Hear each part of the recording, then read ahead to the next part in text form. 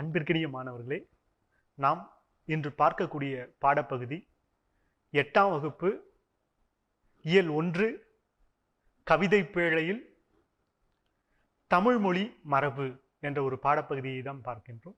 திங்களோடும் செழும்பருதி தன்னோடும் விண்ணோடும் உடுக்கலோடும் பொங்குகடல் இவற்றோடு பிறந்த தமிழோடு நாம் பிறந்தோம் என்று சொல்வார்கள். அத்தகைய தமிழ் மொழியில் இருக்கக்கூடிய மரபின் சிறப்புகளை தான் நாம் இங்க பார்க்க போகிறோம். வாழ்வியல் அப்படின்னு இருக்கும்போது ஒழுக்கம் என்ற ஒரு கோட்பாடு இருக்கு. அதே போல மொழி என்று இருக்கும்போது மரபு என்ற ஒரு கோட்பாடு இருக்கு. ஒழுக்கம் அப்படின்றது நம் வாழ்வியல்ல ஒரு மனிதனை காலத்திற்கேற்ப மாற்றிக்கொண்டே செல்லக்கூடிய ஒரு தன்மையை கொடுக்கக்கூடியதா இருந்துட்டு இருக்கு. இதே தான் அழகா வள்ளுவனும் சொல்வாரு. ஒழுக்கம் விழுப்பம் தரலாம், ஒழுக்கம் உயிரினும் ஓம்பப்படும். ஒழுக்கம் தன்னுடைய உயிரை காட்டிலும் மேம்பட்டதாக நம்ம நினைக்கணும், விளங்குகிறது அப்படின்னு வள்ளுவன் சொல்லியிருப்பாரு. ஆனா இந்த ஒழுக்கம் என்பது ஒவ்வொரு காலகட்டத்துல ஒவ்வொரு இனம் மொழி சார்ந்த செயல்பாடுகள்ல மாறிக்கொண்டேதான் வந்து கொண்டு இருக்கும். நாம வாழ்வில் இருக்கக்கூடிய அந்த ஒழுக்கத்தை பின்பற்றக்கூடியவர்கள் தான் வரலாற்றின் பதிவுகள்ல பிற சமூகத்தில் தோன்றக்கூடியவர்களுக்கு முன்மாதிரியாக விளங்கக்கூடியவர்கள் அப்படின்னு நம்ம சொல்லலாம். அதற்கு ஒரு சில உதாரணங்களையும் உங்களுக்கு நான் எடுத்து சொன்னா சால சிறந்தது அப்படின்னு நான் நினைக்கிறேன். அரிச்சந்திரன் கேள்விப்பட்டிருப்பீங்க. தன்னுடைய நாடை இழந்தான், தன்னுடைய மனைவியை இழந்தான், தன்னுடைய மக்களை இழந்தான். ஏன் அப்படின்னு சொல்லும்போது விஸ்வாமித்திரர் என்ற முனிவர் அவரை ஒரு பொய் சொல் அப்படின்னு சொல்றாரு.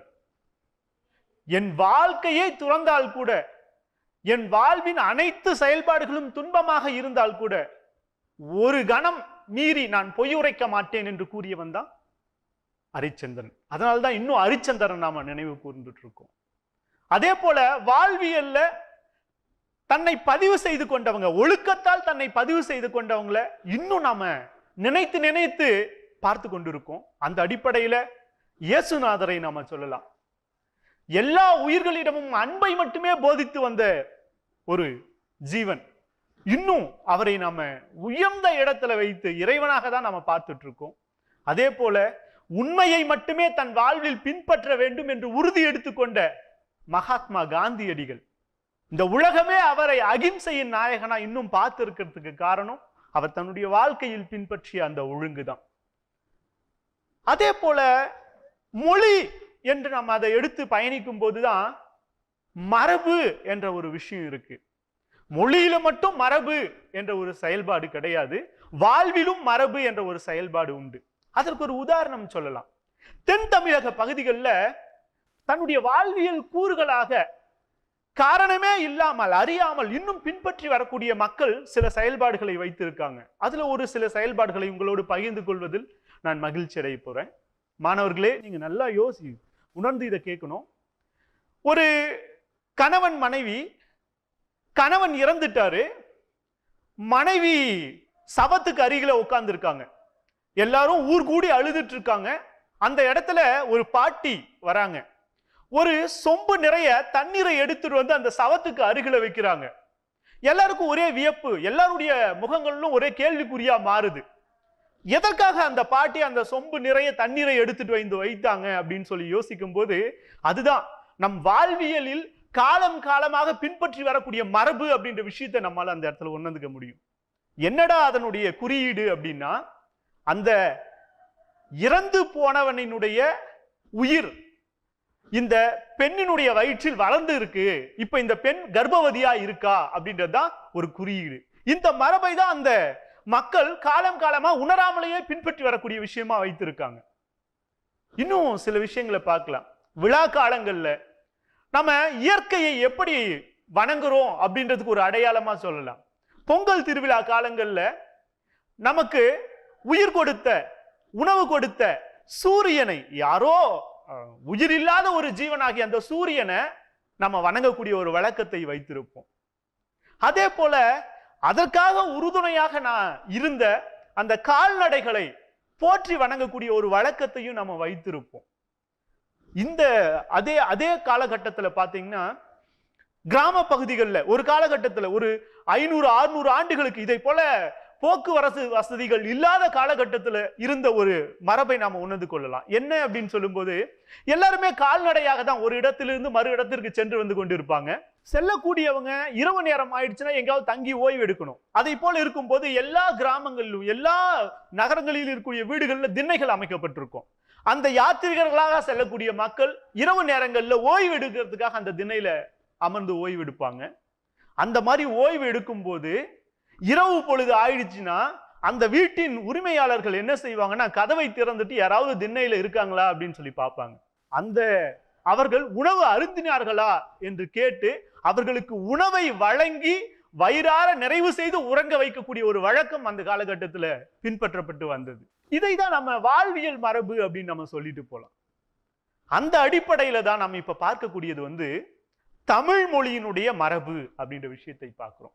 இந்த தமிழ் மொழியினுடைய மரபு அப்படின்ற விஷயத்தை பார்க்கறதுக்கு முன்னாடி மரபு அப்படின்றது வழக்கம் அப்படின்னு சொல்லுவாங்க. நம்முடைய முன்னோர்கள் காலம் காலமாக எந்த விதமான குறியீடுகளும் இல்லாமல் பின்பற்றி வந்த ஒரு பழக்கத்தை தான் நம்ம மரபு அப்படின்னு நம்ம எடுத்து சொல்றோம். அதை தான் நம்முடைய தொல்காப்பியரும் அவருக்கு முன்பு இருந்த புலவர்கள் சொன்ன முறைகளை தன்னுடைய மொழியில் பின்பற்ற வேண்டும் அப்படின்னு வரையறுத்து சொல்லியிருக்கார். சரி, நம்முடைய மொழியில் தொன்மை அப்படின்னு சொல்லும் போது ஒரே ஒரு சான்றை தான் நம்மால் இப்போது கையில் எடுத்து சொல்ல முடியும். அதுதான் தொல்காப்பியம் அப்படின்னு சொல்லலாம். தொல்காப்பியத்திற்கு முன்பு அகத்தியம் என்ற ஒரு நூல் இருந்ததாக சொல்லுவாங்க. அதற்கு முன்பு பல நூல்கள் இருந்ததாக சொல்லப்படுது. ஏன்னா சங்கம் வைத்து தமிழ் வளர்த்த ஒரு சிறப்பு நமக்கு மட்டுமே உண்டு மாணவர்களே. அத்தகைய அகத்தியம் அழிந்தது. அந்த அகத்தியரினுடைய மாணவர் என்று அனைவராலும் சொல்லக்கூடிய இந்த தொல்காப்பியர் படைத்த அந்த தொல்காப்பியத்தை தான் நாம் இந்த இடத்துல நினைவு கூற வேண்டும் மாணவர்களே. இந்த தொல்காப்பியம் அப்படின்றது 3 பெரும் அதிகாரங்களாக நமக்கு பிரிக்கப்பட்டது. ஒன்று எழுத்ததிகாரம், இன்னொன்று சொல்லதிகாரம், இன்னொன்று பொருளதிகாரம் அப்படின்னு 3 பெரும் அதிகாரங்களாக பிரிக்கப்பட்டது. அந்த 3 அதிகாரங்களிலும் 9 இயல்கள் பிரித்து வைக்கப்பட்டிருக்கு. இப்ப நாம பார்க்கக்கூடிய தமிழ் மொழியினுடைய மரபு அப்படின்ற ஒரு அதிகாரத்தை நாம் எதுல பார்க்க போறோம் அப்படின்னா பொருளதிகாரத்துல தான் பார்க்க போறோம். இந்த பொருளதிகாரத்துல 9 இயல்கள் இருக்கு. இந்த 9 இயல்கள் அகத்திணை, புறத்திணை, களவியல், கற்பியல், பொருளியல், மெய்ப்பாட்டியல், உவம உருபியல், செயலியல், மரபியல். இந்த 9 இயல்கள் இருக்கு. பொருள் அதிகாரத்துல முதல்ல பாத்தீங்கன்னா அகத்திணை அப்படின்னு சொல்லுவாங்க. தமிழனினுடைய ஒரு தனிச்சிறப்பே தான் வாழக்கூடிய பகுதிகளை நிலங்களாக பிரித்து அதற்கு ஒவ்வொரு தன்மைகளை வைத்து அவன் வாழ்ந்ததுதான். இப்ப அகத்திணை அப்படின்னு எடுக்கும்போது குறிஞ்சி, முல்லை, மருதம், நெய்தல், பாலை அப்படின்னு சொல்லி நம்ம வரையறுத்துக்கலாம். அப்ப குறிஞ்சி அப்படின்னு சொல்லும் போது மழையும் மழை சார்ந்த மக்கள் வாழ்றாங்க. முல்லை அப்படின்னு சொல்லும் போது காடும் காடை சார்ந்த மக்கள் வாழ்ந்துட்டு இருக்காங்க. மருதம் அப்படின்னு சொல்லும் போது வயலும் வயல் சார்ந்த மக்கள் வாழ்ந்துட்டு இருக்காங்க. நெய்தல் அப்படின்னு சொல்லும் போது கடலும் கடல் சார்ந்த மக்கள் வாழ்ந்துட்டு இருக்காங்க. பாலை அப்படின்னு சொல்லும் போது மணலும் மணல் சார்ந்த மக்கள் வாழ்ந்துட்டு இருக்காங்க அப்படின்னு சொல்லலாம். ஏன் அந்த மக்கள் இதை சார்ந்து வாழ்ந்துட்டு இருக்காங்கன்னா இவங்க அந்தந்த பகுதிகளில் வாழ்ந்த பூர்வ குடிகள் அப்படின்னு நம்ம எடுத்துக்கலாம். அதே போல புறத்திணைகள் அப்படின்னு எடுக்கும்போது அகத்திணைகள்லயே அந்தந்த நிலப்பகுதியில் வாழக்கூடிய மக்களுக்கு அந்தந்த நிலப்பகுதியில் வாழக்கூடிய கலாச்சாரம், பண்பாடு சார்ந்த ஒரு உட்கூறுகள் அவங்களிடம் பதிவாயிட்டு இருக்கும். அதை போலதான் அது அகம் சார்ந்த விஷயங்களாக தான் நாம் இந்த அகத்திணைகளை பார்த்துட்டு இருப்போம். அதை போல புறத்திணை என்று எடுக்கும்போது வெச்சி, கரந்தை, நொச்சி, உளினை, தும்பை வாகை, பாடான், பொதுவியல், கைக்கிளை, பெருந்திணை அப்படின்னு நம்ம வரையறுத்து எடுத்துக்கலாம். இது ஒரு ஒரு தனி நபரினுடைய வீரம், வெற்றி, கொடை, ஆட்சி, சிறப்பு அப்படின்றதையெல்லாம் வரையறுத்து சொல்லும். அடுத்து இந்த களவியல் அப்படின்னு எடுக்கும்போது ஒண்ணு இல்லை, தலைவன் தலைவி அவர்களுடைய பெற்றோர் சம்மதத்தோடு ஒரு திருமணத்தை செய்து கொண்டா அது கற்பியல் அப்படின்ற அந்த காலத்துல வரையறுக்கப்பட்டது. அதுவே தலைவன் தலைவி விருப்பப்பட்டு பெற்றோரை எதிர்த்து காதல் திருமணமாக அவங்க தனியாக செய்து கொண்டா அது களவியல் என்று நமக்கு வரையறுக்கப்பட்டது. இதுல இன்னொரு ஒரு விஷயம் இருக்கு, மடலேறுதல் அப்படின்ற ஒரு விஷயம் இருக்கு. இந்த மடலேறுதல் என்பது இந்த களவியலிலும் அமையாம கற்பியலிலும் அமையாம அதாவது திருமணமே செய்து கொள்ளாத முடியாத ஒரு நிலை வரும்போது எனக்கு இன்னும் திருமணம் ஆகவில்லை என்ற செய்தியை பறைச்சாற்றுவதற்காக அந்த மணமகன் என்ன செய்வான்னா, பனை ஓலைகள்ல குதிரை செய்து அந்த குதிரை மேல உட்கார்ந்து ஊர்வலமா செல்வான். இதை தான் மடலேறுதல் அப்படின்னு சொல்லுவாங்க. ஆக இத்தகைய வாழ்வியல் தன்மைகளை பொருளதிகாரத்துல அழகா நம்முடைய தொல்காப்பியர் நமக்கு பதிவு செய்து வந்திருப்பாரு. அதுல நமக்கு இருக்கக்கூடிய கடைசி அதிகாரம் தான் மரபியல் என்பது. இப்போ தமிழ் மொழியினுடைய மரபு அப்படின்றது இருக்கக்கூடிய அந்த தொல்காப்பியர் சொன்ன இந்த மரபியல் இருக்கக்கூடிய 91, 92, 93 ஆகிய 3 நூற்பாக்களை பார்ப்போம். நிலம் நிலம் தீ நீர் வழி விசும்போடு ஐந்தும் கலந்த மயக்கம் உலகம் ஆதலின் இருதினை ஐம்பால் இயல்நெறி வழாமை திரிவுயில் சொல்லொடு தளா அள் வேண்டும் அப்படின்றது 91வது நூற்பா. அடுத்தது பாருங்க மாணவர்களே, மரபு நிலை திரிதல் செய்யிற்கு இல்லை மரபு வழிபட்ட சொல்லின் ஆன. இது 92வது நூற்பா. அடுத்தது 93வது பாருங்க, மரபு நிலை திரியின் பிரிது பிரிதாகும் அப்படின்றதான் 93வது நூற்பா. இந்த நூற்பாக்களை நம்ம ஒவ்வொன்றா விளக்கத்தோடு பார்ப்பது சிறப்புன்னு நினைக்கிற மாணவர்களே. இங்க பாருங்க, நிலம் தீ நீர் வழி விசும்போடு. நிலம் அப்படின்னு சொல்லும் போதே நமக்கு வள்ளுவன் சொன்ன ஒன்று ஞாபகம் வரும். அகழ்வாரை தாங்கும் நிலம் போல தம்மை இகழ்வார் பொறுத்தல் தலை. நிலம் அவ்வளவு பொறுமையானது அப்படின்னு சொல்லுவாங்க. இந்த இடத்துல நிலம் என்பதுதான் இந்த உயிர்களை தாங்கக்கூடிய ஒரு செய்தி அப்படின்றத நம்ம இந்த இடத்துல தெரிஞ்சுக்கலாம். நிலம்னா உங்களுக்கே தெரியும், நாம் நின்று இருக்கக்கூடியது, நாம் இயங்குவதற்கு மிக முக்கிய ஆதாரமாக இருக்கக்கூடியதே இந்த நிலம் தான். அடுத்தது தீ, வடிவம் இல்லாத ஒன்று தீ. வெப்பம், இந்த உயிர்கள் எல்லாம் இயங்குவதற்கு மிக அடிப்படையானது வெப்பம். அடுத்தது நீர். ஆமா, நீரின்றி அமையாது உலகு அப்படின்னு சொல்லுவார் மாணவர்களே. அது உங்களுக்கே தெரியும். நீர் என்பது எத்தகைய அவசியமானது. நாம் உயிர் வாழ நீர் அவசியம். நாம் இந்த பூமியில் இருக்கக்கூடிய அத்தனை ஜீவராசிகளும் பிழைப்பு நடத்த நீர் என்பது அவசியமானது. அடுத்தது பாத்தீங்கன்னா வழி அப்படின்னுவாங்க. வழி அப்படின்னா காற்று. இந்த பிரபஞ்சத்திலேயே ஒரு தனிச்சிறப்பு இந்த சூரிய மண்டலத்துக்கு உண்டு என்றால் நம்முடைய பூமியை சுற்றி இருக்கக்கூடிய வழிதான் அப்படின்னு சொல்லணும். இந்த வழியால் தான் நாம் எல்லாமே இயங்கிட்டு இருக்கோம். நமக்கு தேவையான காற்றை உள்ளிழுக்கிறோம், நமக்கு தேவையில்லாத காற்றை வெளியே விடுறோம். தாவரங்கள் தனக்கு தேவையான காற்றை எடுத்துக்குது, தனக்கு தேவையில்லாத காற்றை வெளி கொடுத்துட்டு இருக்கு அப்படின்றத நம்ம உணர்ந்துக்கலாம் மாணவர்களே. அடுத்தது விசும்பு. விசும்புன்னா வானம் அப்படின்னு சொல்லுவாங்க. ஆமா, இந்த வானம் இருக்கிறதுனாலதான் இந்த பூமி செழிக்க மழையானது பொழிந்துட்டு இருக்கு அப்படின்றத நம்ம தெரிஞ்சுக்கலாம். அப்போ இந்த 5 பஞ்சபூதங்களினுடைய தொகுப்பு தான் இந்த பூமி. அதை தான் சொல்லுவாங்க நிலம் தீ நீர் வழி விசும்போடு ஐந்தும் கலந்த மயக்கம். கலந்த அப்படின்னு சொல்லும்போது எல்லாமே சேர்ந்த ஒரு கூட்டு கலவை தான் இந்த பூமி அப்படின்றத நம்ம தெரிஞ்சுக்கலாம் மாணவர்களே. அடுத்தது பாருங்க, இருதிணை அப்படின்னு சொல்லுவாங்க. திணை அப்படின்னு சொல்லும் போதே ஒழுக்கம் அப்படின்ற ஒரு விஷயம் இருக்கு, இனம் அப்படின்ற ஒரு விஷயம் இருக்கு. நாம இந்த இடத்துல இனம் அப்படின்ற ஒரு விஷயத்தை நம்ம எடுத்து வைத்து பேசலாம். திணை அப்படின்னா உயர்திணை அக்ரிணை. பழங்காலத்துல திணைகளை உயர்திணைகளை என்னன்னு சொல்லுவாங்க, தேவர் நரகர் மக்கள் அப்படின்னு ஒரு 3 வகையா பிரித்து வைத்து இருந்தாங்க. ஆனா இந்த காலகட்டத்துல நாம இதை ஒரே வரியில இந்த உயர்திணையை வரையறுத்து சொல்லுவோம். சிந்தித்து செயல்படக்கூடியவை அனைத்துமே உயர்திணை. அதையும் தற்காலத்துல சொல்லுனா பகுத்தறிந்து செயல்படக்கூடியவங்க எல்லாருமே உயர்திணை அப்படின்னு நம்ம சொல்லுவோம். அப்போ அக்ரிணை அப்படின்றது, அக்னை என்பது இயங்கக்கூடியது, இயங்காததும் கூட. தன்னை சுற்றி இருக்கக்கூடிய கல், மரம், செடி, கொடி, இந்த மேசை, இந்த வகுப்பறை, இது எல்லாமே இயங்கக்கூடியதா அப்படின்னு சொன்னா இயக்கம் இல்லாதது. இவை அனைத்தையுமே நம்ம அக்ரிணையாக தான் எடுத்துக்கணும். அதுதான் அந்த காலத்துல வரையறுத்த மரபு அப்படின்னு சொல்லும்போது. உயர்திணைனா பகுத்தறியும் சிந்தனை கொண்டு இருக்கணும், அக்ரிணைனா அந்த மாதிரி பகுத்தறியும் சிந்தனை இல்லாமல் செயல்படக்கூடியவையாக இருப்பதை தான் அக்ரிணை அப்படின்னு நம்ம சொல்லுவோம். அடுத்தது பாருங்க, ஐம்பால் அப்படின்னு சொல்லுவாங்க. ஐம்பால் அப்படின்னு சொல்லும்போது ஆண்பால், பெண்பால், பலர்பால், ஒன்றன் பால், பலவின் பால் அப்படின்னு சொல்லி 5 வகையா பிரிச்சாங்க. இது என்ன 5 வகை? ஆண் பால் அப்படின்னு சொன்னா ஆண் தன்மையை உணர்த்தக்கூடியது நாம வரையறுத்து வைத்திருக்கோம். இப்படி இருந்தா இது ஆண் தன்மை, இப்படி இருந்தா இது பெண் தன்மை அப்படின்னு வரையறுத்து வைத்திருக்கோம். அப்ப ஆண் தன்மையை விளக்கக்கூடியவை அனைத்துமே ஆண் பால் தான். இதைதான் நம்ம பொருளதிகாரத்தை மரபியல்ல அவர் சொல்லியிருக்காரு. அதே போல பெண் தன்மையை உணர்த்தக்கூடியது எல்லாமே பெண் பால் தான். அப்ப ஆண்பால் பெண்பால் பலர்பால். பலர்பால் அப்படின்னு சொல்லும் போது ஆண்களும் இணைந்து பெண்களும் இணைந்து இருக்கக்கூடிய ஒரு குழு அமைப்பு இருக்கும் இல்லையா, இதை தான் நம்ம பலர்பால் அப்படின்னு நம்ம வரையறுத்து சொல்லுவோம். அப்ப ஒன்றன் பால் அப்படின்னு சொல்லும் போது இதுதான் அக்னியை குறிக்கக்கூடிய ஒரு பால் வகை அப்படின்னு நம்ம சொல்லலாம். இப்ப நீங்க சொல்லலாம், ஒரு மாடு வந்தது, ஒரு ஆடு சென்றது, அங்கே கல் இருக்கிறது. அப்ப கல் அப்படின்றதும் இந்த இடத்துல ஒரு மாடு வந்தது அப்படின்னு சொல்றதும் ஒரு ஆடு சென்றது அப்படின்னு சொல்றது இது எல்லாமே அக்னியை குறிக்கக்கூடியது. இதை தான் நம்ம ஒன்றன் பால் அப்படின்னு சொல்லுவோம். இப்ப இதே இடத்துல இந்த அக்னியை குறிக்கக்கூடிய பன்மையை நம்ம வரையறுத்து சொல்லும் போது பலவின் பால் அப்படின்னு வரையறுத்து சொல்லுவோம் மாணவர்களே.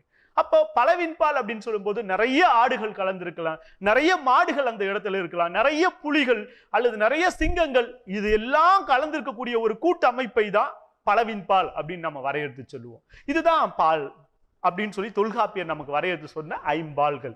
அடுத்தது இயல் நெறி அப்படின்னு சொல்றாங்க. ஆமா, அவர் என்ன சொல்றாரு இயல் நெறி அப்படின்னு சொல்லும் போது, நாம ஒரு செயலை இயற்றப்படும் போதோ இந்த இரு திணைகளுக்குரிய தன்மைகளை தான் அதுல நம்ம பிரதிபலிக்கணும் அப்படின்றதான் இந்த இடத்துல அவர் சொல்லக்கூடிய அந்த இயல் நெறி அப்படின்ற விஷயம். என்ன, இப்போ ஒரு மாடு வந்தார் அப்படின்னு நம்ம ஒரு பொருளை நம்ம எடுத்து சொன்னோம்னு வச்சுக்கோங்க, மாடு அப்படின்றது அக்னை, வந்தார் அப்படின்றது உயர்திணையை குறிக்கக்கூடிய வினைமுற்று. அப்ப இதை ரெண்டையும் நாம இணைக்கும் போது அந்த தொடர் பொருளற்றதாக மாறி போகுது. அப்போ ஒரு எழுவாய் உயர்தனையாக வரும்போது அதனுடைய வினைமுற்றும் உயர்தனையாக தான் வரணும். அப்ப மாடு வந்தது அப்படின்னதான் சரியானது. இதை தான் அவரு சரியான முறையில் தான் நம்ம இந்த அக்னியையும் ஐம்பாலையும் மரபுகளையும் பின்பற்றணும்னு சொல்லிட்டு தொல்காப்பியர் நமக்கு சொல்றது மாணவர்களே. இந்த இடத்துல இயல் நெறி என்பது சரியான முறையில் நம்ம அதை பின்பற்றணும் அப்படின்றது. வாழா அமை திரிவியில், வாழா அமை அப்படின்னு நமக்கு சொல்லும் போது தவறாமல், முன்பு சொன்ன இந்த விஷயங்கள் தவறாமல் நம்ம பின்பற்றணும். அதுதான் திரிவியில் சொல்லொடு தாழாள் வேண்டும். இந்த இடத்துல இது எல்லாமே ஒன்றோடு ஒன்று சரியான முறையில் தழுவி வெளிப்படும் போதுதான் அது முழுமை பெற்றதா இருக்கும். அதுதான் இலக்கண முறையை சரியான முறையில் பின்பற்றியதாக இருக்கும் அப்படின்னு தொல்காப்பியர் சொல்றாரு. இந்த செயலை இன்னொரு முறை பார்க்கலாம் பாருங்க. நிலம் தீ நீர் வழி விசும்போடு ஐந்தும் கலந்த மயக்கம் உலகம் மாதலின் இருதினை ஐம்பால் இயல் நெறி வாழாமை திரிவியில் சொல்லொடு தாழா அல் வேண்டும். இது 91வது நூற்பா. அடுத்தது பாருங்க 92வது நூற்பா. மரபு நிலை தவிர செயலுக்கு இல்லை. மரபு நிலை, மரபு நிலை அதான் முன்பு சொன்னதுதான். அப்ப வழக்கத்தை மாற்றினால் செயலுக்கு முறை இல்லை, செயல்ல நம்ம அதை பயன்படுத்தக்கூடாது. மரபு வழிபட்ட சொல்லினான எந்த இடத்துல எந்தெந்த சொற்களை நாம பயன்படுத்தணுமோ அதை தான் பயன்படுத்தணும். இப்போ ஒரு சிங்கம் அப்படின்னா குருளை அப்படின்றது அதனுடைய குட்டியை குறிக்கக்கூடிய ஒரு மரபு சொல். அதை விட்டுட்டு நம்ம சிங்கம் அப்படின்னு சொல்லிட்டு சிங்க குட்டி அப்படின்றத நம்ம பயன்படுத்தினால் அது தவறானது. அப்போ அதற்கு உட்பட்ட மரபு சொற்களை மட்டும்தான் நம்ம பயன்படுத்தணும் அப்படின்னு நமக்கு தொல்காப்பியர் சொல்லியிருக்காரு. இது 92வது நூற்பா. அடுத்தது 93வது நூற்பாவை பாருங்க. மரபு நிலை திரிதல் பிரிது பிரிதாகும். அப்படி நீ மரபு நிலையை திரிது ஒரு சொல்லில் வைத்து விட்டா, ஒரு தொடரில் அமைத்து விட்டா பிரிது தவறானதா தான் அது அமைந்திருக்கும் அப்படின்றது தான் நமக்கு இந்த 93வதாக வந்திருக்கக்கூடிய நூற்பாவை வைத்திருக்காரு. அந்த செயலை இன்னொரு முறை சொல்லிடுறோம் மாணவர்களே, நீங்களும் சேர்ந்து சொன்னா சிறப்பா இருக்கும். நிலம் தீ நீர் வழி விசும்போடு ஐந்தும் கலந்த மயக்கம் உலகம் மாதலில் இருதினை ஐம்பால் இயல் நெறி வாழாமை தீவில் சொல்லோடு தாழா அல் வேண்டும். மரபு நிலை திரிதல் செயற்கு இல்லை மரபு ஒளிப்பட்ட சொல்லின் ஆன. மரபு நிலை திரியின் பிரிது பிரிதாகும்.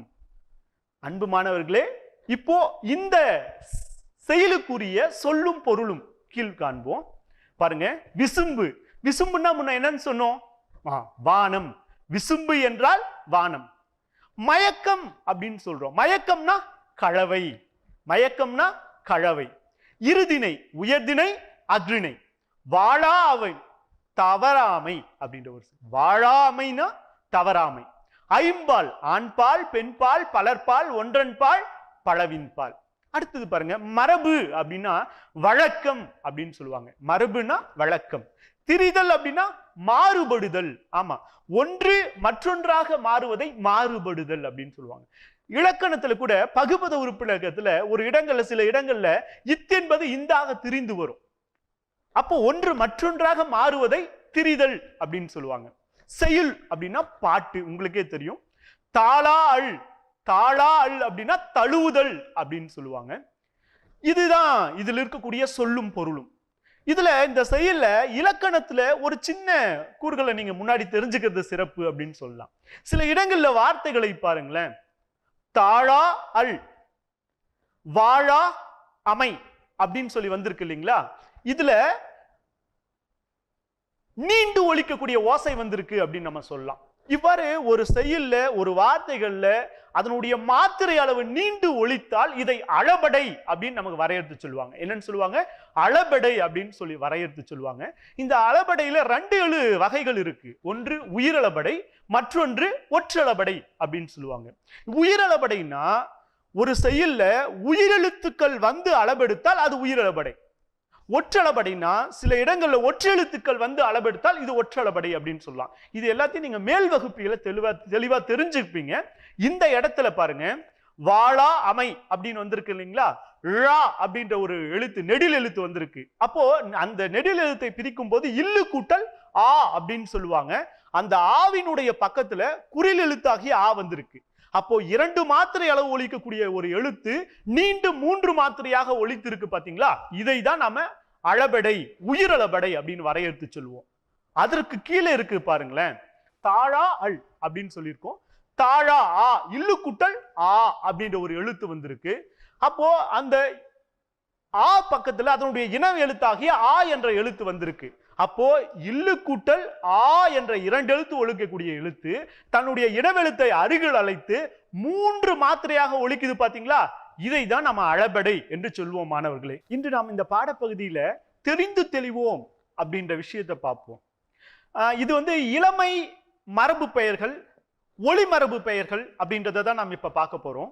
இதை பாருங்க, புலி அப்படின்றத இளமை மரபு பெயர் பரல் அப்படின்னு தான் நம்ம சொல்லணும். ஆனா நாம என்ன சொல்லிட்டு இருப்போம் அப்படின்னா புலி குட்டி அப்படின்னு தான் நம்ம சொல்லிட்டு இருப்போம். அப்போ குட்டி என்பது தவறானது. மரபு வழி சரியானது எதிரானா பரல் அப்படின்றத தான் நம்ம சொல்லணும். அடுத்தது சிங்கம் அப்படின்னு சொல்றாங்க இல்லையா?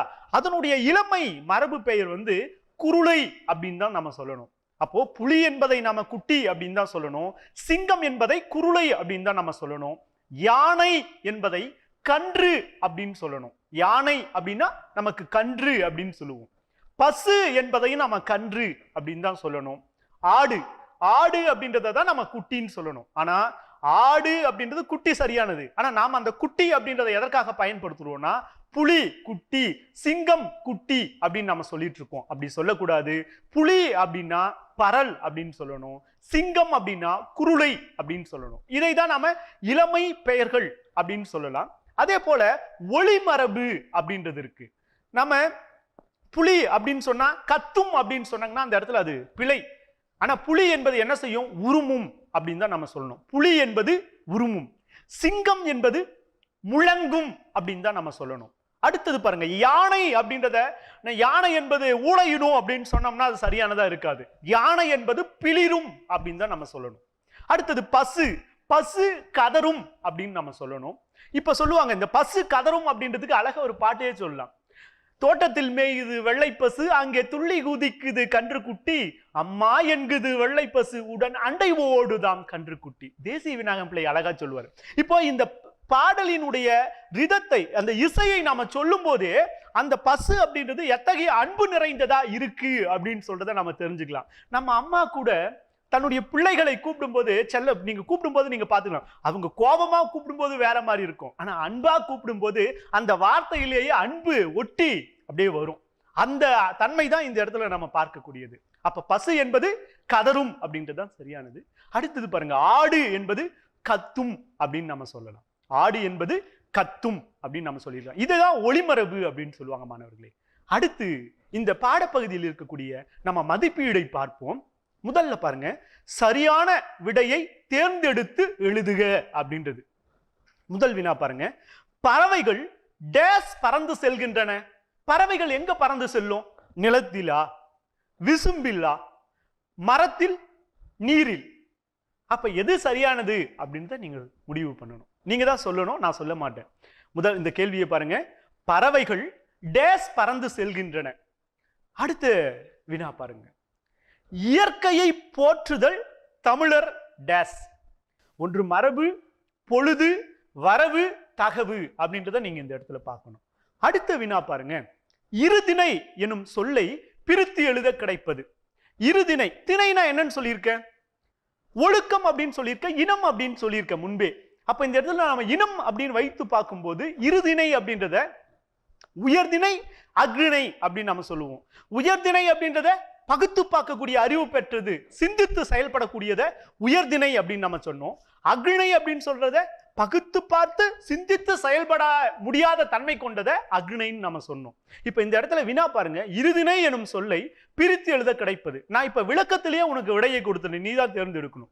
2 கூட்டல் திணை, 2 கூட்டல் திணை, 2 கூட்டல் திணை, 2 கூட்டல் திணை. இப்ப இதுல எது சரியானது அப்படின்றத நீ தேர்ந்தெடுத்துக்கோ.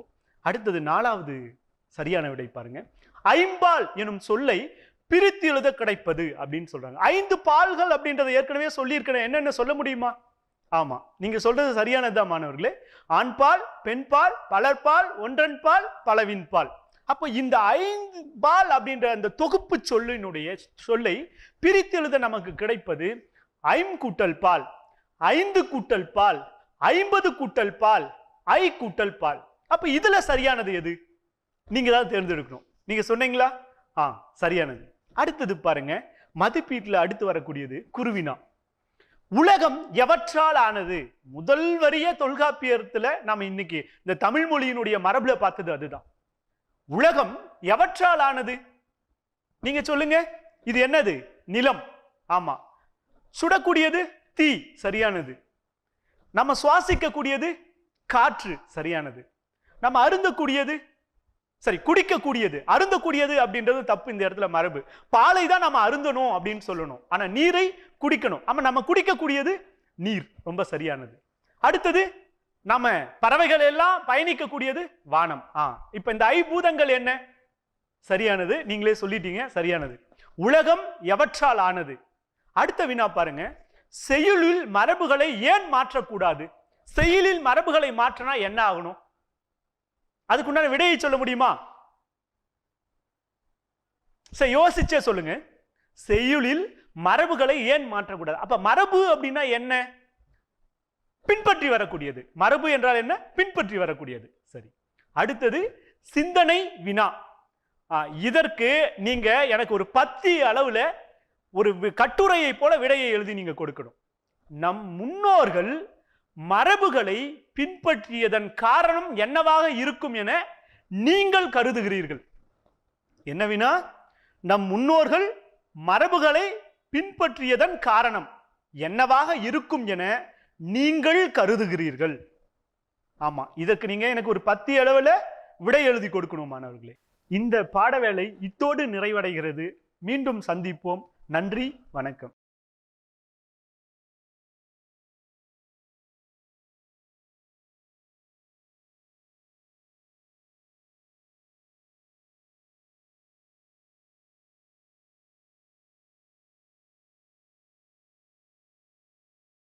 Hello children, hope you are all eagerly awaiting your English class.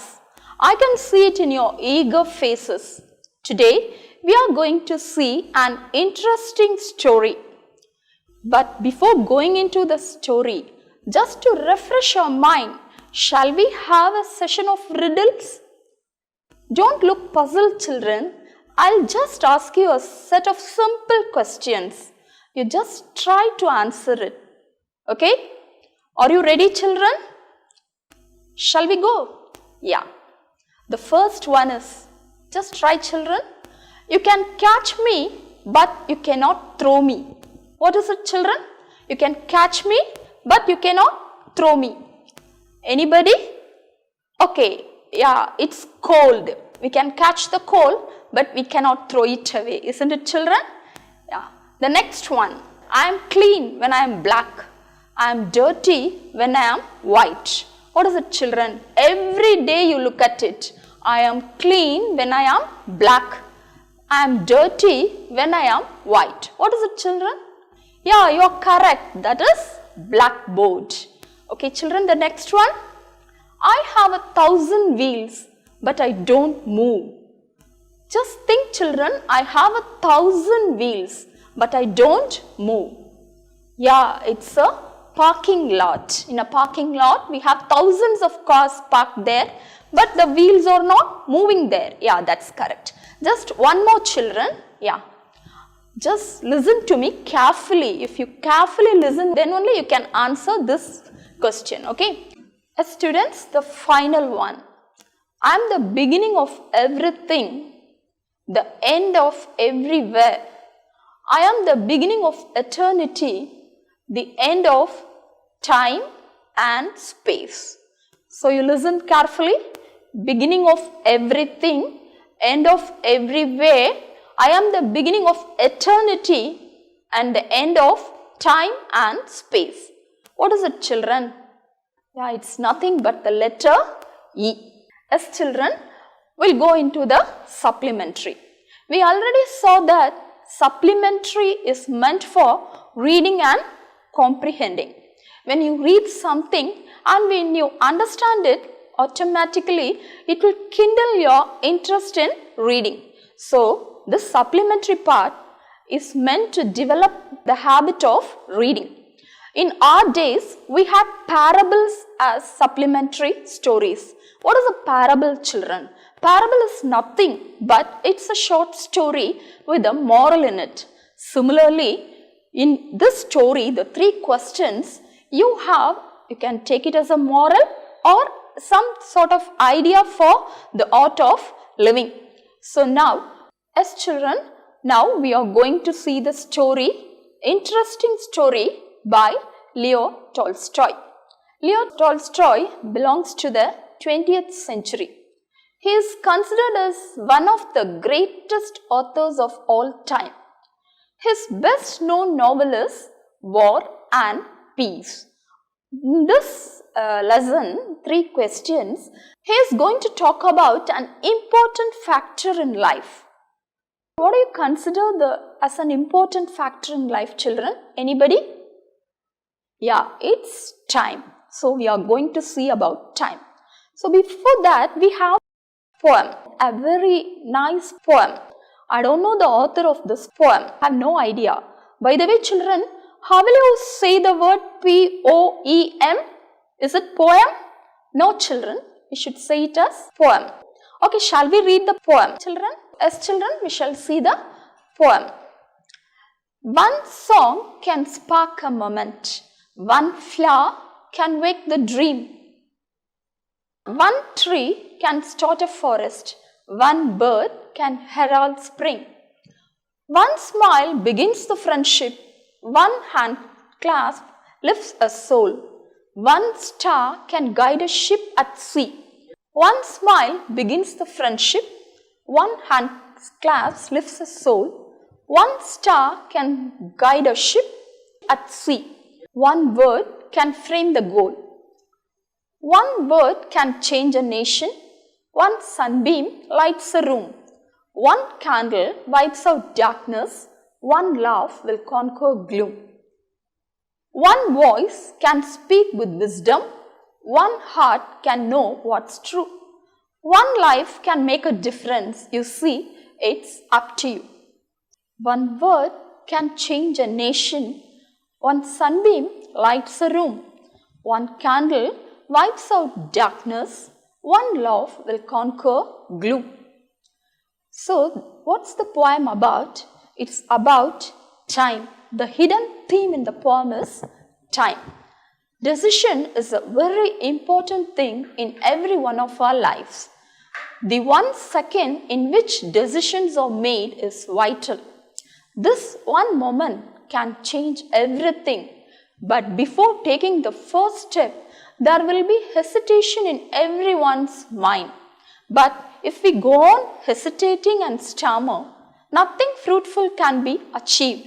That's what the poem speaks about. Now, Leo Tolstoy, through this story, he is trying to convey a simple value of human life. The story is about a king who wants to know the answer of 3 questions, simple questions. That is, the first question is, he wants to know what is the most important time to start every action? That's the first question. And the second question, he wants to know who is the most important person in his life. And the third question is that what is the important work? What is considered as the most important work? So he decided to ask all the people in his kingdom. So he made a wide announcement. He proclaimed that he wants to know the answer for these three questions, and if anyone who is giving the right answer will be rewarded. Children, we are using the dictionary even from our 5th standard, isn't it? Yes. I hope you all know how to refer to your dictionary. Yeah, we go through a dictionary in alphabetical order, isn't it, children? Yes. What do you mean by alphabetical order? Yes. What do you mean by alphabet? Yeah, the letters, that is A, B, C, D, that are alphabet. Okay, so we refer to a dictionary in an alphabetical order. So as I say some hard words, you can look into your dictionary and you can tell me the meaning for those hard words. Okay, now I told you a new word. What's that? Proclaimed. Can you go into a dictionary? Yes. What's the meaning for the word proclaimed, children? Anybody? Have you find it out? Yes. Announced. So the king, he announced. If somebody who is answering these three questions, if he is satisfied with the answers, he will be rewarding them. Okay, many people came and many people came out with various answers. None of the answers were the same. For the first question, what's the first question, children? It's about time. It's about time.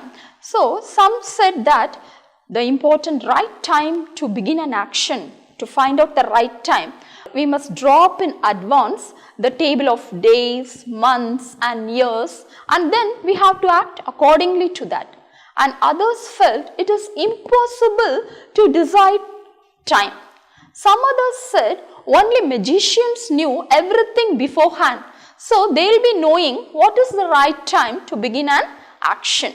So some people felt it is well to ask magicians, but the king was not satisfied with their answers. So he passed on the question. That is the second question. What's the second question, children? Who is the most important person? Okay, for that also the people had many answers. Some said the counselors are the important persons, and others felt priests are the important person. Some people said doctors are very important because they save our lives, and some people said soldiers are very important because they guard the country. So the king was not satisfied, children. He passed the third question. He passed to the third question. What's the third question, children? Yeah, it's about the important task. What is the important work? Some people said science is the most important thing in the world. So scientists are considered to be doing the important work. And some others, they said a religious work. It is religion which is saving the world. So religious work is considered to be important. But the king, once again, he was not satisfied with the answers. So he rewarded no one. He was very sad. Nobody is able to give him the correct answer. So what to do? At last he decided. He had heard about a renowned hermit. Who is a hermit, children? Have you heard of a hermit? Yeah, hermit is no one but a sage. He was living in the nearby wood. What do you mean by wood? Wood is forest. All these words you can look into a dictionary and you can find out the meaning. So the king, he decided to meet the hermit and find out the answer. But he had one problem with it. That is, the hermit was a very ordinary person. He never met famous people. He met only common people. So the king can never go anywhere without his bodyguards and other persons. But the king, he went to meet the hermit all alone. So he went with his bodyguards, but at a point of a place, stopped his bodyguards and he moved on alone to see the hermit. So he neared the hermit. The hermit was seriously digging the ground. So as he neared the hermit looked up. He was looking at him questioningly. So the king, he introduced him not as a king, as a common man. And he told the hermit, I have come here to ask you 3 questions. Not ask, I just want to know the answer of these 3 questions. And he told him the 3 questions. The hermit heard the questions. He said nothing and he continued his digging. It's very odd, isn't it, children? Yeah, he continued to do his work without giving him any answer. So the king was waiting. The hermit never looked up. So what did the king do? He just volunteered to help the hermit. So the hermit, he also accepted his help with thanks. And now the king, he took the spade in and he started to dig the ground. After digging for some time, the king once again looked up and asked the hermit, can you answer me those 3 questions? Once again, the hermit, he remained calm. So now, the hermit, he asked the king to take rest, but the king refused. No, I shall continue digging. So the king went on digging and digging. What happened? The sun began to sink. So now, the king stuck the spade to the ground and now he is asking the hermit, I have come all the way just to know the answer for these 3 questions. But now you have never answered me. Just tell me one thing. Will you give me the answer or else I'll return? The hermit, he said nothing. At that time, they heard someone come running. So both of them looked back. They saw a bearded man running towards them. He was having his hands on his stomach. He was bleeding. Blood was flowing out of his stomach. As soon as he came in front of them, he fell onto the ground. The hermit and the king, they unfastened his clothing. They saw a large wound on his stomach. So the king washed the wound and bandaged the wound with his handkerchief and a towel given by the hermit. But the blood never stopped flowing. So the king and the hermit, they don't know what to do. So once again, what they did, they removed the bandage and then once again they washed it and they re-bandaged it. After doing it, what they did, they gave him some water to drink. So after drinking water, the man was revived. So they took the man into the hut and laid him on the cot and he fell asleep. So the king was looking at the man. So after some time, the king himself, he crouched in the corner and he began to sleep. Why the king slept all of a sudden? Because from morning to evening, he was very busy digging the ground. So the king, he slept soundly throughout the summer night. The morning came, the king woke up, but he was not able to recognize his surroundings. What happened? The king suddenly saw the man staring at him with bright eyes. The king was very much confused, but the wounded man told the king that, I was your enemy. I wanted to take revenge on you. You don't know me, but it was you who executed my brother and seized his property. So I wanted to take revenge on you and I was waiting for a very long time. I happened to know that you are going to meet the hermit all alone. So I was waiting for you. But as you did not return, I came in search of you. But when I came out, your bodyguards, they recognized me and they attacked me. So I escaped from them, but I was wounded and I came running. I met you. So now only the king was able to understand. So the king, now he told the man, I'll forgive you. Not only forgiveness, but also I will return back the property to you. The man was very happy. He thanked the king and said, okay, not only me, but my children will also serve you. So what a turning point in this story, students. Now, the king, once again, he is coming out and he is asking the hermit, okay, I have done all the things that you are asked to do, but you have not replied the answer to my 3 questions. The hermit, he looked up at the king and he said, you already have the answers to the 3 questions. Can't you understand? The king, he is looking at him. So now the hermit is telling, for the first thing you asked is about time. So the right time, yesterday when you came to see me, I was digging. But you took pity on me and you volunteered to help me. And you started to dig the ground. Though the right time was the time that you were digging the ground. And the most important person to you at that time was me. And the most important work that you were doing was digging the ground. So at that time, that was the 3 important things. So afterwards, the wounded man, he came running towards us. At that time, what we did? We bandaged his wounds. So the right time was, bandaging his wounds was the right time. The important person was the wounded man and the important task was saving him. If you had not took pity on me, you would have returned to the forest and you would have got killed by the man. So in life, what is the important time, children? What do you understand from this, students? Any guesses? What do you think is the most important time? Yeah, the most important time is present. The present time. Now is the important time. And the important person, the persons who are in front of us or with us are the important persons. And the important work is the work that we do at that time. It's very simple, isn't it, children? Present time is the important time in life. Hope you have understood the story, children. Have you got any doubts, children? Okay, now, children, from the text, can you identify who said these words? Yes. The first one is, they all answered his questions differently. Who said these words, children? It's said by the narrator.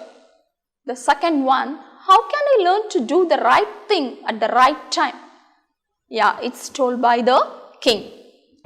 The third one, now rest a while and let me work a bit. Yeah, it's told by the hermit. Okay, children, now shall we see the question and answers? Yes. What were the king's questions? Yeah, the king's questions were, what was the important time? Who was the important person in his life? And what was the most important work to do? Yes. What's the second question? Was the king satisfied with the answers? Yes, children, was the king satisfied with the answers given by the people? No, he was not satisfied. Why, children? Why he was not satisfied?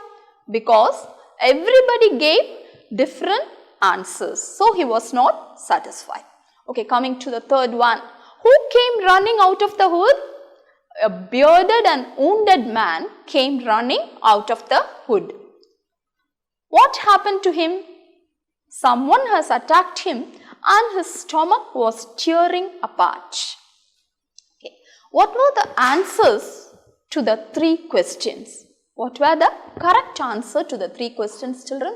Yeah, the right time is the present time. The important person is the person who is with us at that time. The important thing is doing good to the person who is with us at the right time. So this is the answer to the 3 questions. So from this, what do we gather? What do we gather, students? Yeah, we gather that we should try to make our best by living in the present. The world is full of uncertainties. There is no use worrying about the past. If you sit and go on worry about the past, can we change the past? Nothing can be changed. It's no harm that we plan our future. Yes, we must plan our future, but we are not sure about it.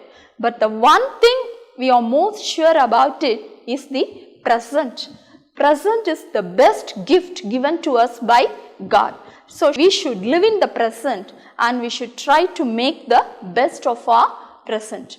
So the one thing generally understood from the story is there is nothing completely bad or good. Each and everything has two sides. If we take a coin, it has two sides. If we see the day, it has two sides, day and night. Yeah, similarly, every situation, even if we look at the situations, we have bad and good in that situation. Even now, the situation in the world seems to be too worse because of this pandemic. Yes, through this situation, we have come to realize one good thing. What's the good thing, children? That our happiness does not depend on us alone. We cannot live happily all alone. Every day we are getting up and we are eating, we are doing everything. But really, are we happy, children? No, not at all. We are not able to go out, we are not able to go to shops, we are not able to go to school. Now only we are realizing our happiness depends on the happiness of others too. Only if others around us are happy, we can also live happily. So this is the good thing. So automatically, naturally, we are paying, without knowing ourselves, we are praying for the safety of the whole world. So this is the good thing that has happened through this pandemic. Do you agree with me, students? Yes. Can't live happily all alone. So we must always learn to take up the good from every unhappy events. As children, when you come tomorrow, you prepare a short speech on what you think about this pandemic. Will you do it, children? Yeah. Do you have any doubts, children, about the time, about the important person or about the important work? Once again, I repeat it, children, the important time is the present time and the important person is the person with whom we are with, and the important work is doing good to the person whom we are with. Can you follow, children? Have you got any doubts? Now, if you have any doubts, you can clear it. So don't forget to prepare a short speech, just 2 or 3 sentences about the situation that we are going through now. Will you do it, students? Yes. Yes, children. Okay. Shall we see the fill in the blanks, children? Yes.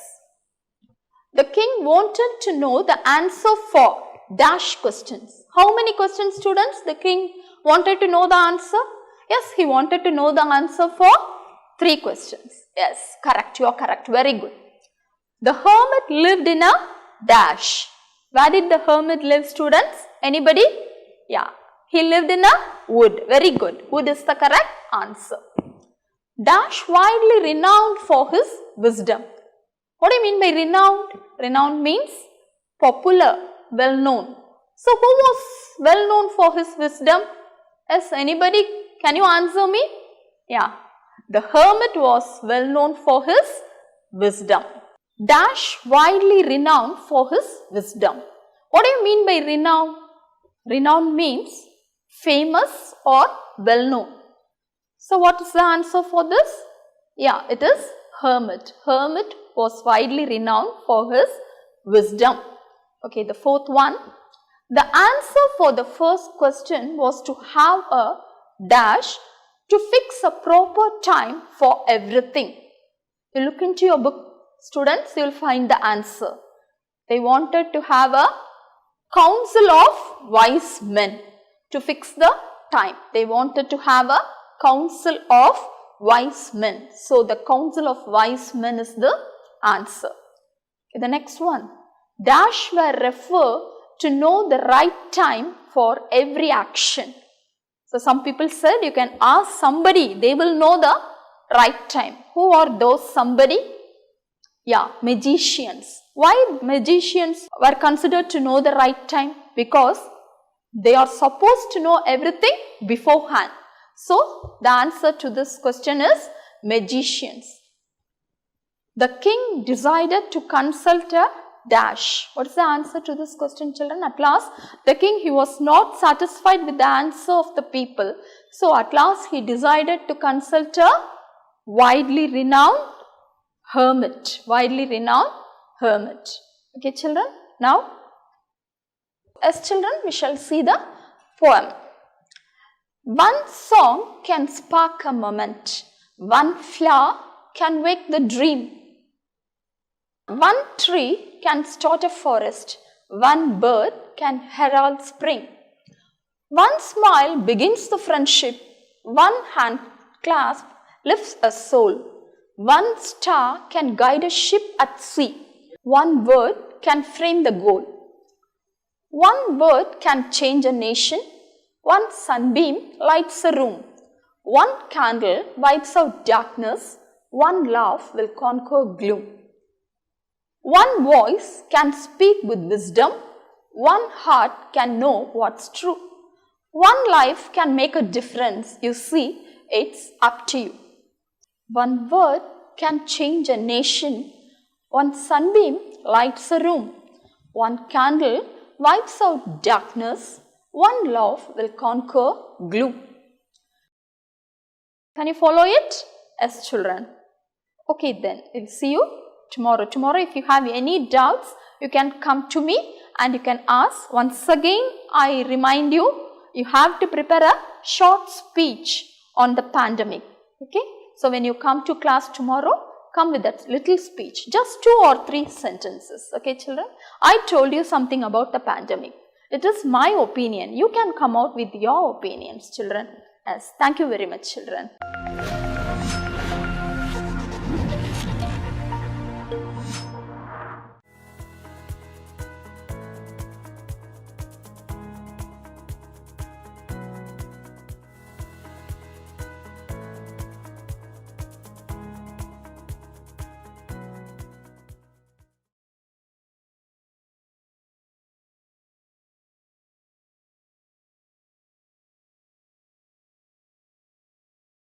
அன்பிற்கினிய 8ஆம் வகுப்பு மாணவர்களே, கல்வி தொலைக்காட்சி வாயிலாக உங்களை மற்றும் ஒரு கணித வகுப்பில் சந்திப்பதில் மிக்க மகிழ்ச்சி அடைகிறேன். இன்றைய வகுப்பில் வாழ்வியல் கணிதம் என்ற தலைப்பில் அமைந்துள்ள தள்ளுபடி பற்றியும் தள்ளுபடி சதவீதம் பற்றியும் நாம் இன்று கற்க இருக்கிறோம். இப்போ நீங்கள் கடைக்கு நீங்கள் போய் உங்களுக்கு ஒரு ரெடிமேடு ஷர்ட் ஒன்று வாங்க போகிறீங்க அப்படின்னு வச்சுக்கிறோம். அங்கே போய் நீங்கள் உங்களுக்கு பிடிச்ச நீங்கள் ஷர்ட்டை நீங்கள் செலக்ட் பண்ணுவீங்க. அப்படி நீங்கள் செலக்ட் பண்ணி பார்க்கும்போது அதில் ஒரு பில்லு ஒட்டியிருக்கும். இந்த சட்டையுடைய விலை எவ்வளவு அப்படின்னு ஒட்டியிருக்கும். அதில் என்ன போட்டிருப்பாங்கன்னா, இல்லை தம்பி பயப்படாதீங்க, இதில் வந்து இன்றைக்கி தள்ளுபடி இருக்குது, அதனால் இன்னும் விலை உங்களுக்கு குறையும், நீங்கள் குறைச்சே நீங்கள் வாங்கிக்கலாம் அப்படின்னு உங்களை அந்த கடைக்காரங்க சொல்லுவாங்க. அப்போ உங்களுக்கு அந்த சட்டை நீங்கள் பிரியப்பட்டீங்கன்னா, பிடிச்சிருந்ததுன்னா நீங்கள் என்ன செய்யலாம், உடனே இதை வாங்கிட்டு வந்து நம்ம வந்து அணிவோம். இதெல்லாம் வந்து வழக்கமாக நம்மளுடைய வாழ்க்கையில் நாம் எப்போதுமே பயன்படுத்தி கொண்டிருக்கக்கூடிய ஒரு கருத்து. இந்த கருத்து தான் தள்ளுபடி. அந்த தள்ளுபடியை எவ்வாறு கண்டுபிடிக்கிறது, எவ்வளோ ரூபாய் தள்ளுபடி கொடுக்குறாங்க, எவ்வளவு சதவீதம் தள்ளுபடி கொடுக்குறாங்க அப்படிங்கிற மாதிரியான கணக்குகள் எல்லாத்தையுமே இன்றைய வகுப்பில் நாம் கற்றுக்கொள்ள இருக்கிறோம். ஃபார்முலா ஒன்று தான். தள்ளுபடி கண்டுபிடிக்கிறதுக்கு குறித்த விலையிலிருந்து விற்ற விலையை நாம் கழிக்கணும். அதிலிருந்து ஒவ்வொரு கணக்குக்கு தகுந்த போலையும் விற்ற விலை கேட்டால் அதே ஃபார்முலாவை ஒரு சின்ன மாற்றம் பண்ணி வச்சுருக்கிறோம். விற்ற விலை ஈக்குவல் டு குறித்த விலை மைனஸ் தள்ளுபடி அப்படின்னும், குறித்த விலை கேட்டாங்கன்னா விற்ற விலை ப்ளஸ் தள்ளுபடி அப்படின்னு சொல்லிட்டோம். ஒரே ஃபார்முலாவை 3 ஃபார்முலாவாக வடிவம் மாற்றி நாம் வைத்திருக்கிறோம். கணக்குக்கு தகுந்தது போல நாம் இதை பயன்படுத்த வேண்டும். அது மட்டுமல்ல, தள்ளுபடி சதவீதம்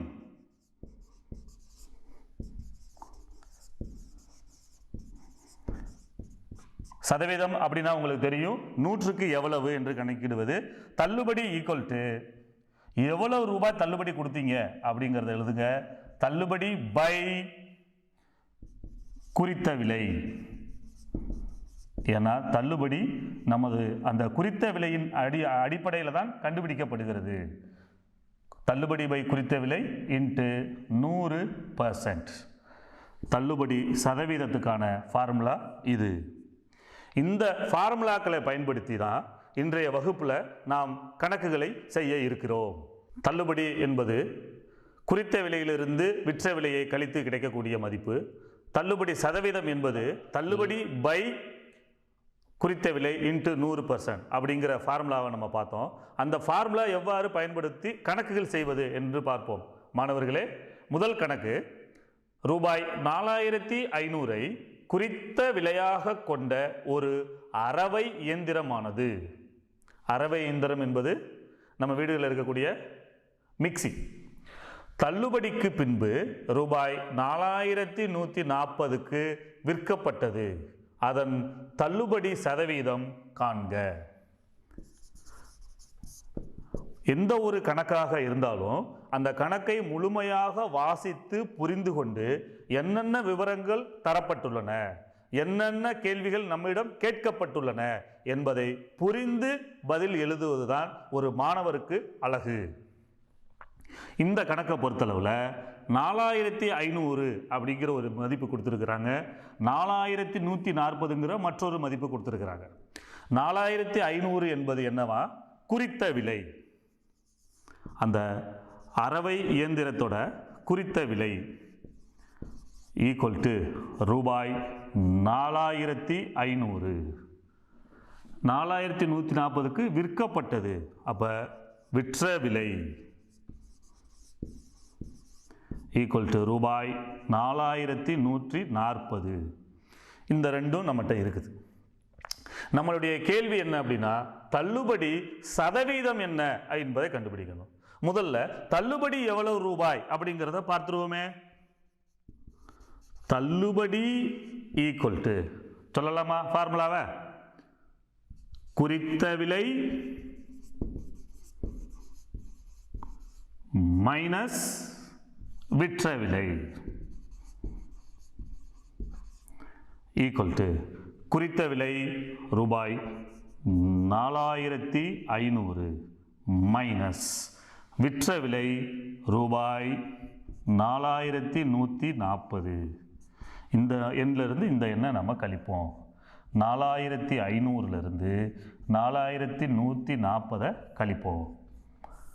0க்கு 0 கழிச்சிருக்க, 0லேருந்து 4 கழிக்க முடியாது, இனமாற்றுங்க 10, இங்கே 4, 10ல் 4 கழிச்சிங்கன்னா 6, 4ல் 1 கழிச்சிங்கன்னா 3, 4ல் 4 கழிச்சிங்கன்னா 0. அப்போ எவ்வளோ வருதுன்னா ரூபாய் 360 ரூபாய் தள்ளுபடி. தள்ளுபடி விலை வந்து 360 ரூபாய்னு கிடைக்குது. அது மட்டும் இல்லை, தள்ளுபடி மட்டும் இல்லை, தள்ளுபடி சதவீதமும் நம்ம பார்க்க வேண்டும். தள்ளுபடி சதவீதம் ஈக்குவல் டு, இதுக்கு என்ன ஃபார்முலா சொல்லுங்களேன் பார்க்கலாம். தள்ளுபடி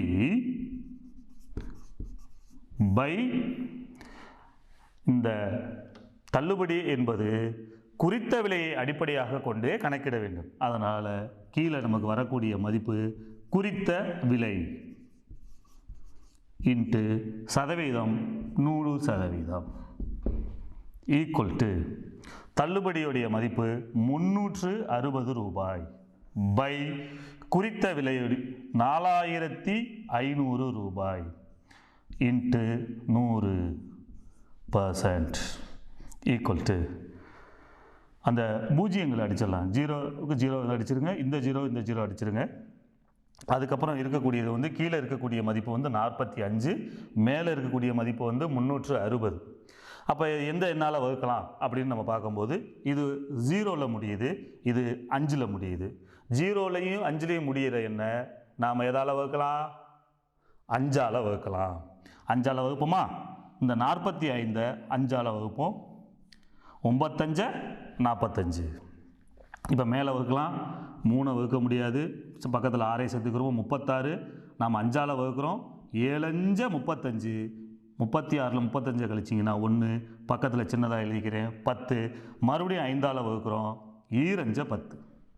இப்போ நம்மகிட்ட மேலே 72 இருக்குது, கீழே 9 இருக்குது. வகுக்கலாமா? 1 9 9, 8 9 72, 98 72, 8 9 72. தள்ளுபடி சதவீதம் 8%. புரிஞ்சதா மாணவர்களே? தள்ளுபடி கணக்கை பொறுத்தளவில் இந்த 3 முக்கியமான கருத்துக்கள் நம்ம பார்த்துருக்குறோம். அதாவது ஒன்று வந்து குறித்த விலை, மற்றொன்று வந்து விற்பனை விலை, அதாவது விற்ற விலை, இன்னொன்று வந்து தள்ளுபடி. இந்த 3 பேருக்கும் உள்ள இருக்கக்கூடிய அந்த ரிலேஷனை பேஸ் பண்ணி தான், அது இருக்கக்கூடிய உறவுகளை அடிப்படையாக வச்சு தான் எந்த ஒரு கணக்குமானது அமையும். இதோடு சேர்த்து தள்ளுபடி சதவீதம், குறித்த விலை, விற்ற விலை, தள்ளுபடி, இந்த 3ல் ஏதாவது ஒன்று கேட்பாங்க. இது போக தள்ளுபடி சதவீதமும் கேட்பாங்க. நாம் தள்ளுபடியை கண்டுபிடிச்சோம்னா தள்ளுபடி சதவீதத்தை நம்மளால் கண்டுபிடிச்சிட முடியும். அப்போ போன கணக்கில் என்ன கேட்டாங்கன்னா தள்ளுபடி சதவீதம் என்னன்னு கேட்டாங்க. இந்த கணக்கில் என்ன கேட்டிருக்காங்க அப்படிங்கிறத பார்க்கலாமா? ஒரு புத்தகத்தின் குறித்த விலை ரூபாய் 225, தள்ளுபடி சதவீதம் 8% எனில் விற்பனை விலை என்னன்னு நம்மகிட்ட கேட்டிருக்கிறாங்க. விற்பனை விலை அப்படின்னாலும் விற்ற விலைனாலும் ஒன்றுதான். இந்த கணக்குக்கான தீர்வை நம்ம பார்க்கலாம். என்னென்ன தந்திருக்காங்கிறத முதல்ல நாம் எழுதுவோம். குறித்த விலை ஈக்குவல் டு ரூபாய் 225, தள்ளுபடி சதவீதம் ஈக்குவல் டு 8%. இந்த இரண்டு தகவல்கள் இந்த கணக்கில் நம்மகிட்ட இருக்குது. சரி, குறித்த விலை இருக்குது, தள்ளுபடி இருக்குது, தள்ளுபடி சதவீதம் இருக்குது.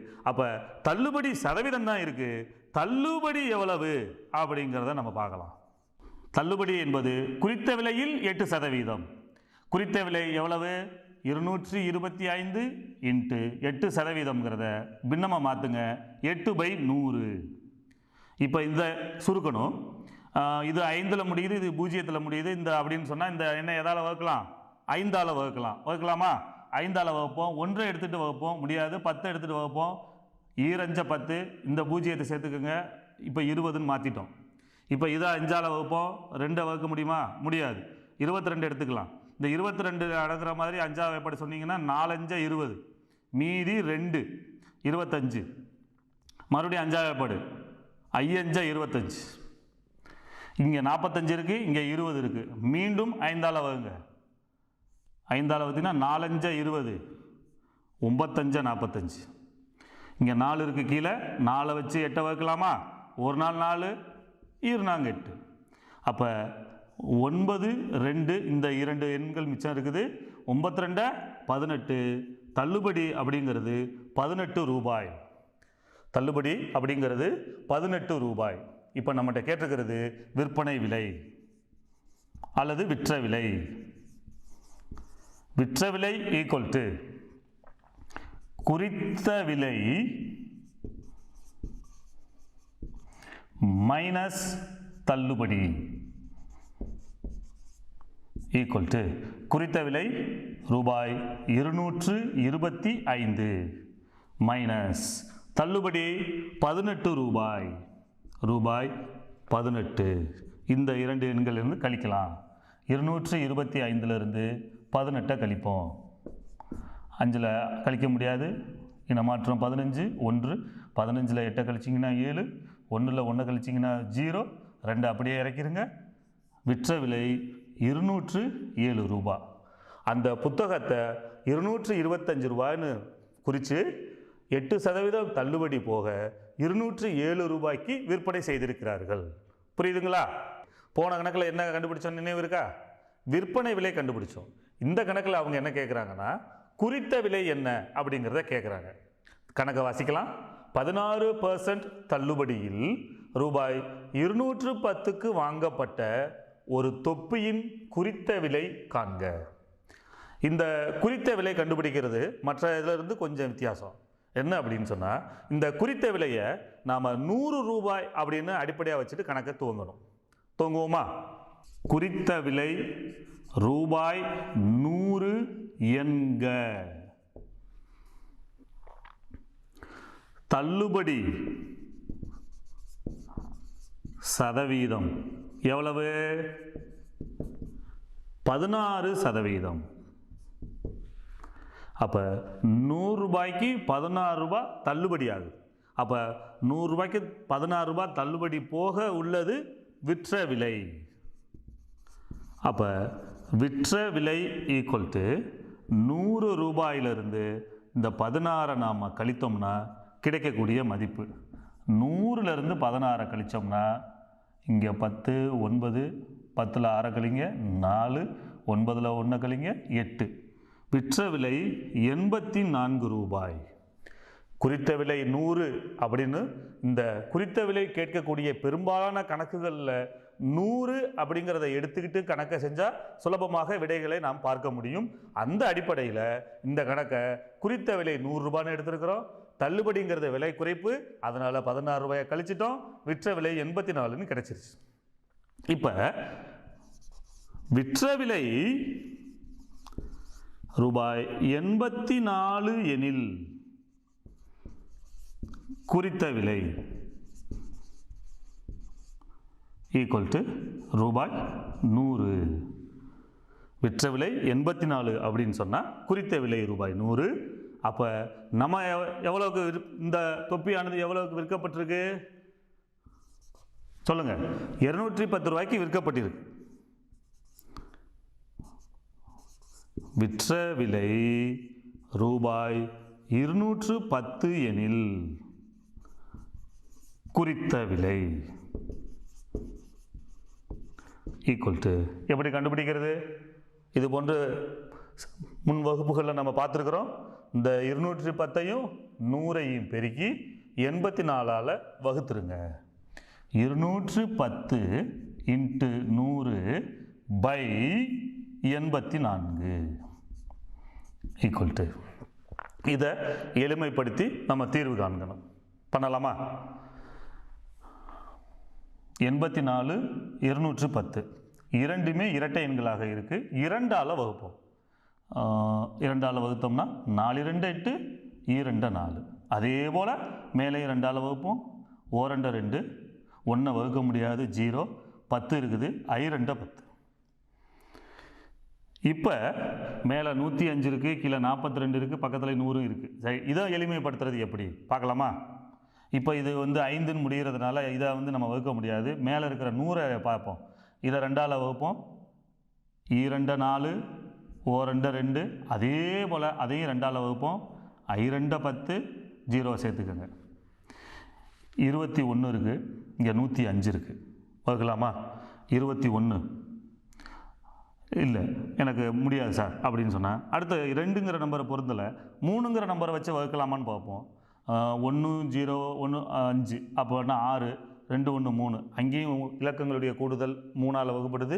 இந்த இலக்கங்களுடைய கூடுதலும் 3ஆல் வகுப்படுது. 3ஆல் இந்த 2 எண்ணையும் நம்ம வகுக்க போகிறோம். 3ஆல் வகுப்போம். 7 3 21. அதே போல் இதை 3ஆல் வகுப்போம். 3 9, மிச்சம் 1 15, 3 15. மறுபடியும் 7ஆல் வகுப்போம். 1 7, 5 35. இப்போ நம்மகிட்ட இருக்கிறது 5ம் இந்த 50. இது 2ஐயும் பெருக்குங்க. 5ஐயும் 50ஐயும் பெருக்குங்க. 5 பெருக்கல் 0 0, 5 25. 250 ரூபாய். இந்த தொப்பியுடைய குறித்த விலை 250 ரூபாய் என்பது. குறித்த விலை கேட்கக்கூடிய அனைத்து கணக்குகள்லையும் குறித்த விலையை 100 அப்படின்னு எடுத்துக்கிட்டு செஞ்சால் அதற்கான பதிலை நம்மளால் பெற முடியும். ஒரு மெத்தையின் குறித்த விலை ரூபாய் 7500. இதற்கு 2 தொடர் தள்ளுபடிகள் முறையே 10% மற்றும் 20% என வழங்கப்பட்டால் வாடிக்கையாளர் செலுத்த வேண்டிய தொகையை காண்க. 2 தொடர் தள்ளுபடிகள் தரப்பட்டிருக்கின்றன.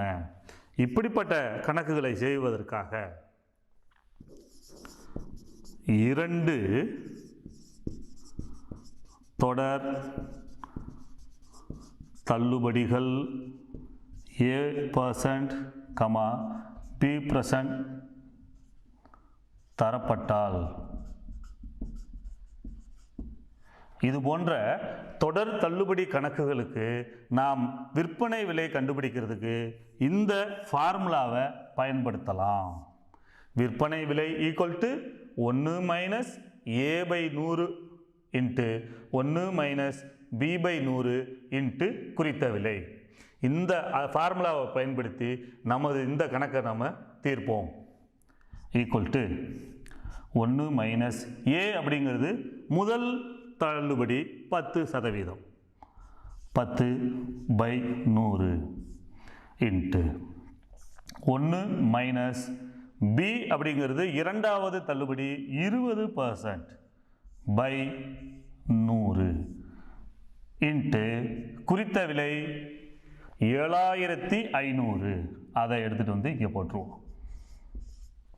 ஈக்குவல் டு இது மீச்சிமா 100 அப்படின்னு எடுத்துக்கிட்டு 100 ஒரு 100 100 100லேருந்து 10 கழிச்சிங்கன்னா 90 இன்ட்டு இங்கேயும் மீச்சிமா 100 எடுத்துக்கோங்க. ஒரு 100 100 100ல் 20 கழிங்க 80 இன்ட்டு 7500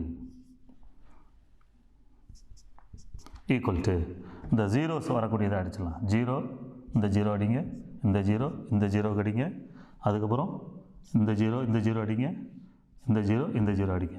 இப்போ கீழே பகுதியில் எதுவுமே இல்லை, தொகுதியில் மட்டும்தான் எண்கள் இருக்குது. 9 8 75.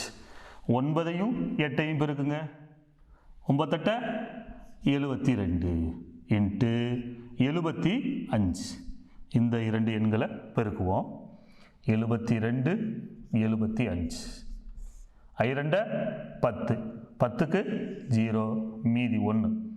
7 35 1 36. இப்போ 7ஆல் பெருக்குவோம். 7 2 14 14க்கு 4 மீதி 1. 7 49 1 50. 0 6 4 கூட்டுவோம். 10க்கு 0 மிச்சம் 1 1 3 4 5 இறக்கிடுவோம். விற்பனை விலை 5400 ரூபாய். தொடர் தள்ளுபடி கொடுத்தாங்கன்னா இந்த ஃபார்முலாவை பயன்படுத்தி நேரடியாக அதுக்கான விடையை நம்மளால் கண்டுபிடிச்சிட முடியும். ஜிஎஸ்டி கேள்விப்பட்டிருக்கீங்களா? Goods and services tax. சரக்கு மற்றும் சேவை வரி. சரக்கு மற்றும் சேவை வரி அப்படின்னு இதில் தமிழில் நாம் மொழியாக்கம் பண்ணுறோம். இந்த சுருக்கமாக அடுத்து வரக்கூடிய நிகழ்வுகளை நம்ம சுருக்கமாக ஜிஎஸ்டி அப்படின்னுமே சொல்லிக்கிறோம். மத்திய அரசாங்கமும் மாநில அரசும் இந்த ஜிஎஸ்டி வரி வருவாயை சரிசமமாக பிரித்து கொள்கிறார்கள். அதை மத்திய அரசுடைய சிஜிஎஸ்டி சென்ட்ரல் ஜிஎஸ்டி அப்படின்னு சொல்லியும், மாநில அதை ஸ்டேட் ஜிஎஸ்டி அப்படின்னு சொல்லியும், சில இதை இன்டகிரேட்டடாக இருக்குது. மத்திய மாநில அரசுகள் ஒருங்கிணைந்து அதை செயல்படுத்துகிறாங்க. யூனியன் டெரிட்டரிஸில் இருக்குது. யூனியன் பிரதேசங்களில் யூடி ஜிஎஸ்டி அப்படிங்கிற வரிசையில் இந்த ஜிஎஸ்டி ஆனது விதிக்கப்படுகிறது.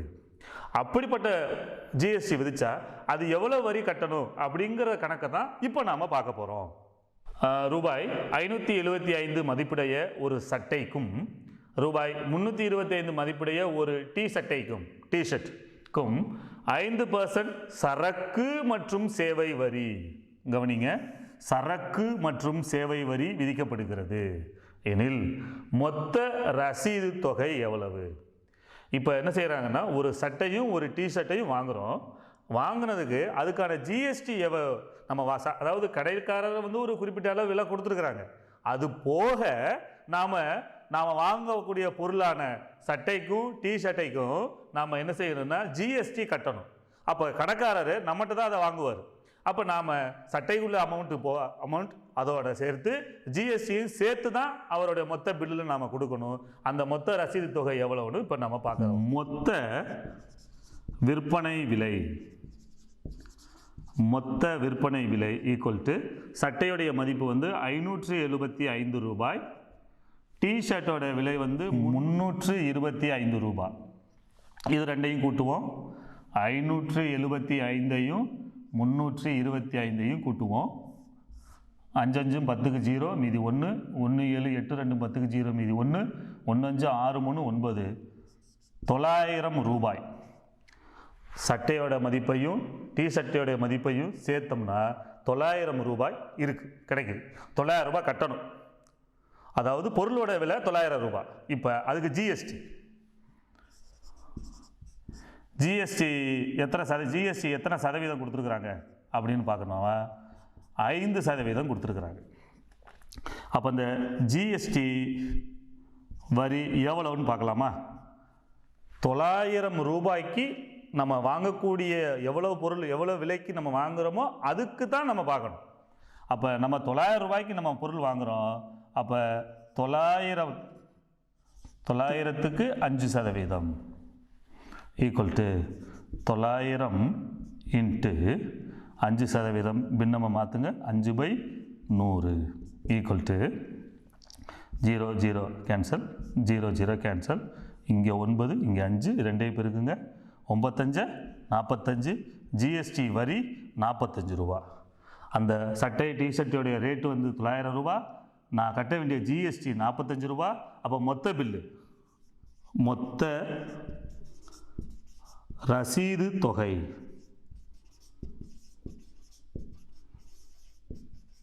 ஈக்குவல் டு இந்த ரெண்டு மதிப்புகளையும் சேருங்க, 900 ரூபாய் ப்ளஸ் 45 ரூபாய். ரெண்டையும் கூட்டினோம்னா 945 ரூபா கிடைக்கும். இது போன்று தான் நாம் வாங்கக்கூடிய அனைத்து பொருள்களுக்குமே நம்ம வந்து என்ன செய்யணும், பில்லு நம்ம கேட்டு வாங்கணும். அந்த பில்லில் தான் இந்த கண்டிப்பாக அதில் ஜிஎஸ்டி அப்படிங்கிறத கண்டிப்பாக என்ன செஞ்சுருப்பாங்க, போட்டிருப்பாங்க. மாணவர்களே, ஜிஎஸ்டியில் அடுத்து ஒரு கணக்கு நம்ம பார்க்கலாம். ஒரு குடும்பம் உணவகம் சென்று உணவுக்காக ரூபாய் 350 செலவிட்டு கூடுதலாக சரக்கு மற்றும் சேவை வரியாக 5% செலுத்தியுள்ளது எனில் மத்திய மற்றும் மாநில சரக்கு மற்றும் சேவை வரியை காண்க. ஒரு ஃபேமிலி ஹோட்டலுக்கு போயிருக்காங்க, 350 ரூபாய்க்கு சாப்பிட்ருக்காங்க, 5% ஜிஎஸ்டி கட்டியிருக்கிறாங்க. இப்போ கேள்வி என்னன்னா, மத்திய மற்றும் மாநில, இப்போ நான் இப்போ தான் சொன்னேன் உங்ககிட்ட, ஜிஎஸ்டி அப்படிங்கிறது சென்ட்ரல் கவர்மெண்ட், ஸ்டேட் கவர்மெண்ட், இந்த ரெண்டு கவர்மெண்ட்டுமே அந்த வரியை சரிசமமாக பிரித்து கொள்கிறார்கள். அப்படி பார்க்கும்போது 5% வரியில் 2.5%, 5ல் பாதி 2 தானே, 2.5% வரியை மத்திய அரசுக்கு போகுது, 2.5% வரி மாநில அரசுக்கு போகுது. அப்போ அதை எவ்வளவு ரூபாய் அப்படிங்கிறத இப்போ நம்ம கணக்கிடுவோம்.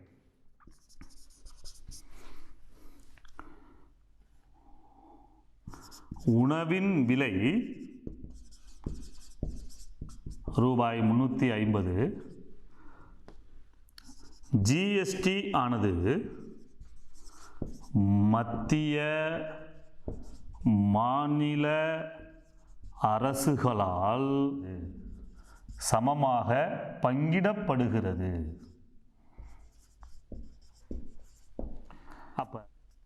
அப்ப மத்திய ஜிஎஸ்டி 2.5%,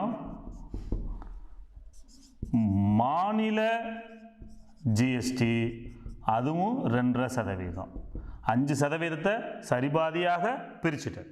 இப்போ எவ்வளவு ரூபாய் செலுத்தணும் அப்படிங்கிற அதை நம்ம பார்க்க போகிறோம். மத்திய ஜிஎஸ்டி ஈக்குவல் டு மாநில ஜிஎஸ்டி ஈக்குவல் டு 350 ரூபாய்க்கு 2.5% ஈக்குவல் டு 350 இன்ட்டு சதவீதத்தை பின்னமாக மாற்றிருங்க, 2.5/100 ஈக்குவல் டு இந்த பூஜ்ஜியத்தையும் இந்த பூஜ்ஜியத்தையும் அடிச்சிருங்க. 35ஐயும் 2.5ஐயும் பெருக்குவோம். 35ஐயும் 2.5ஐயும் புள்ளியை எடுத்துகிட்டு பெருக்கிட்டு புள்ளி வச்சுக்கிடுவோம். 5 25க்கு 5 மீதி 2, 5 15 2 17. அடுத்து 2 வச்சு பெருக்குவோம். 2 10, 10க்கு 0 மீதி 1, 2 6 1 7, 5 7 7 1 8. இப்போ ஒரு ஸ்தானம் தள்ளி புள்ளி வைக்கணும், ஏன்னா புள்ளிக்கு அப்புறம் ஒரு இலக்கம் தான் இருந்தது. அப்போ 87.5/10 ஈக்குவல் டு கீழே 10 இருக்கிறனால இன்னொரு ஸ்தானம் நகர்த்தி எழுதிடலாம். ஒரு ஸ்தானம் இப்போ இங்கே இருக்கக்கூடிய புள்ளியை இங்கே கொண்டு வந்துருங்க. 8.75 ரூபாய்.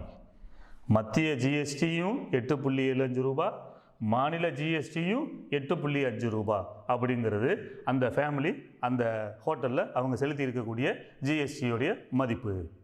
அன்பிற்குரிய மாணவர்களே, இன்றைய கணித வகுப்பில் தள்ளுபடி சதவீதம், குறித்த விலை எவ்வாறு கண்டுபிடிப்பது, விற்பனை விலை எவ்வாறு கண்டுபிடிப்பது என்பதையெல்லாம் பல கணக்குகள் மூலமாக நாம் கற்றுக்கொண்டோம். அது மட்டுமல்லாமல் ஜிஎஸ்டி அப்படிங்கிற அந்த வரியை பயன்படுத்தி எவ்வாறு கணக்குகள் செய்வது அப்படிங்கிறதையும் நம்ம பார்த்தோம். பயிற்சி 4.2 இருக்கக்கூடிய அனைத்து கணக்குகளையும் நீங்கள் இன்று வகுப்பில் பார்த்த கணக்குகளை அடிப்படையாக வைத்து செய்து பார்த்து கணிதத்தில் சிறந்து விளங்குமாறு உங்களை அன்புடன் கேட்டுக்கொள்கிறேன்.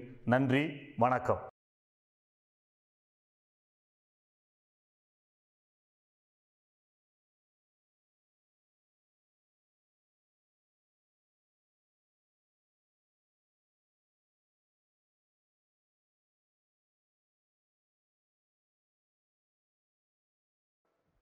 அனைவருக்கும் வணக்கம். 8ஆம் வகுப்பு அறிவியல் பாடப்புத்தகத்துல 11வது பாடம் காற்று. இந்த பாடத்தை தான் நம்ம இன்னைக்கு பார்க்க போறோம். இப்போ காற்றுன்ற வார்த்தை ரொம்ப பொதுவான வார்த்தை இல்லையா? காற்றுன்னா என்ன, எதை குறிக்குது?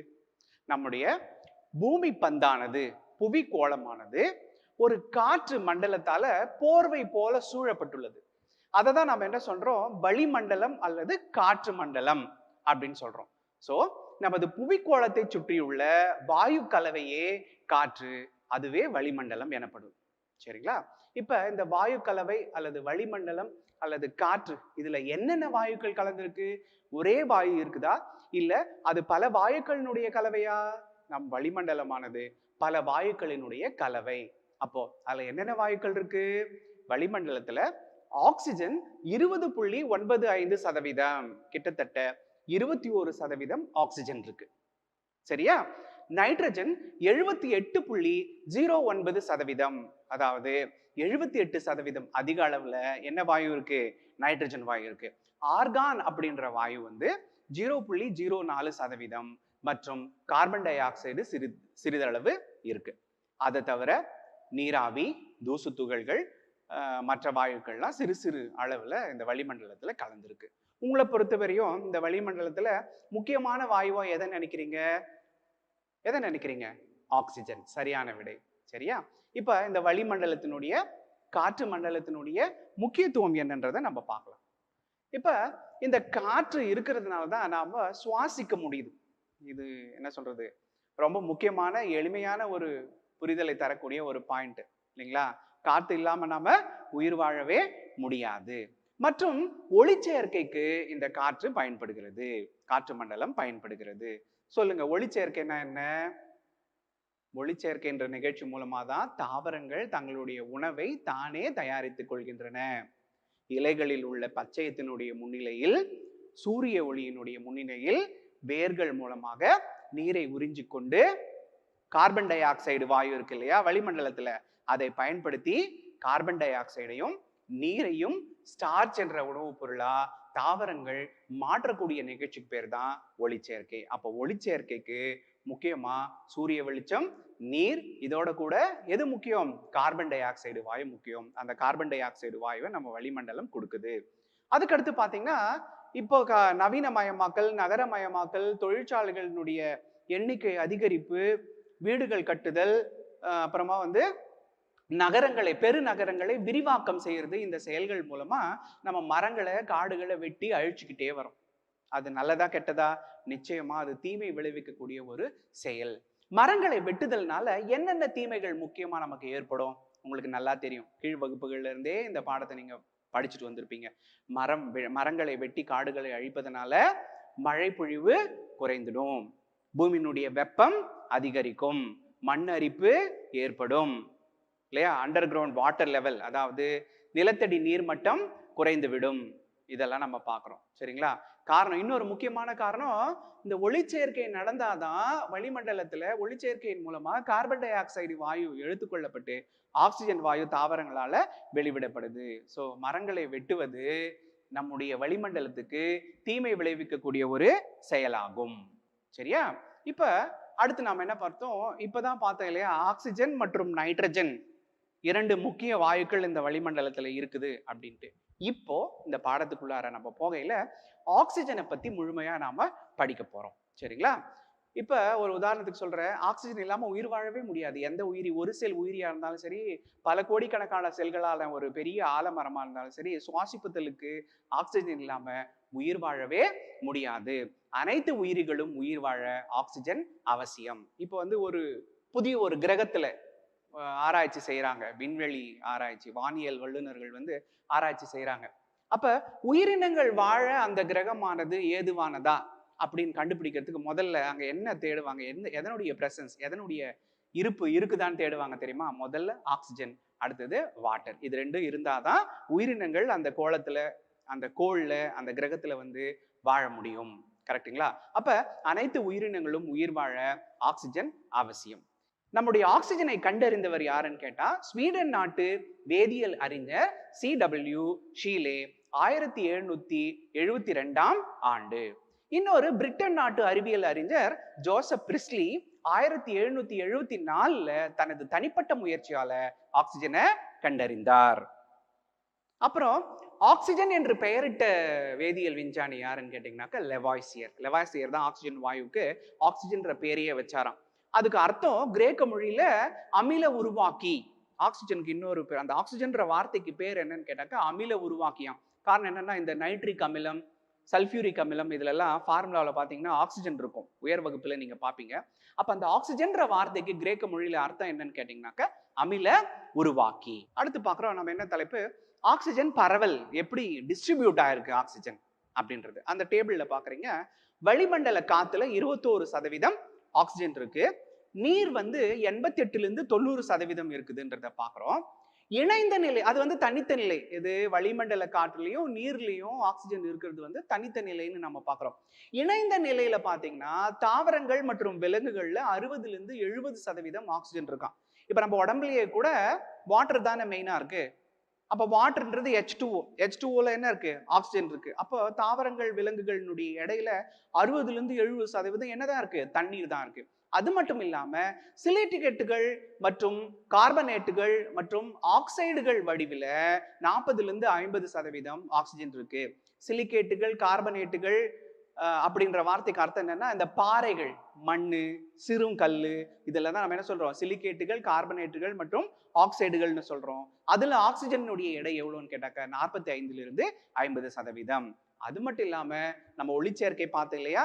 ஒளிச்சேர்க்கையில் போது ஆக்சிஜன் வெளிப்படுகிறது. என்ன ரியாக்ஷன் நடக்குது அப்படின்னாக்க கார்பன் டை ஆக்சைடும் நீரும் சூரிய ஒளியினுடைய முன்னிலையில் சேர்ந்து வினைப்பட்டு குளுக்கோஸ் மற்றும் ஆக்சிஜனை தருகின்றன. சோ அதன் மூலமும் ஆக்சிஜன் வெளிப்படுது. அப்ப ஆக்சிஜன் பரவல் நம்ம எப்படி பார்க்கிறோம்? வளிமண்டல காத்துல இருக்கு, நீர்ல இருக்கு, தாவரங்கள் மற்றும் விலங்குகள்ல இணைந்த நிலையில இருக்கு, சிலிகேட்டுகள், கார்பனேட்டுகள் மற்றும் ஆக்சைடுகள்லயும் இணைந்த நிலையில இருக்கு. அது மட்டும் இல்லாம ஒளிச்சேர்க்கையின் மூலமாவும் ஆக்சிஜன் வெளிப்படுது அப்படின்ற. இப்ப இந்த பை சார்ட், இந்த படத்தை பாக்குறீங்க நீங்க, அந்த தலைப்பை பாருங்க. புவி ஓட்டில் உள்ள தனிமங்களின் சதவீத இயல்பு.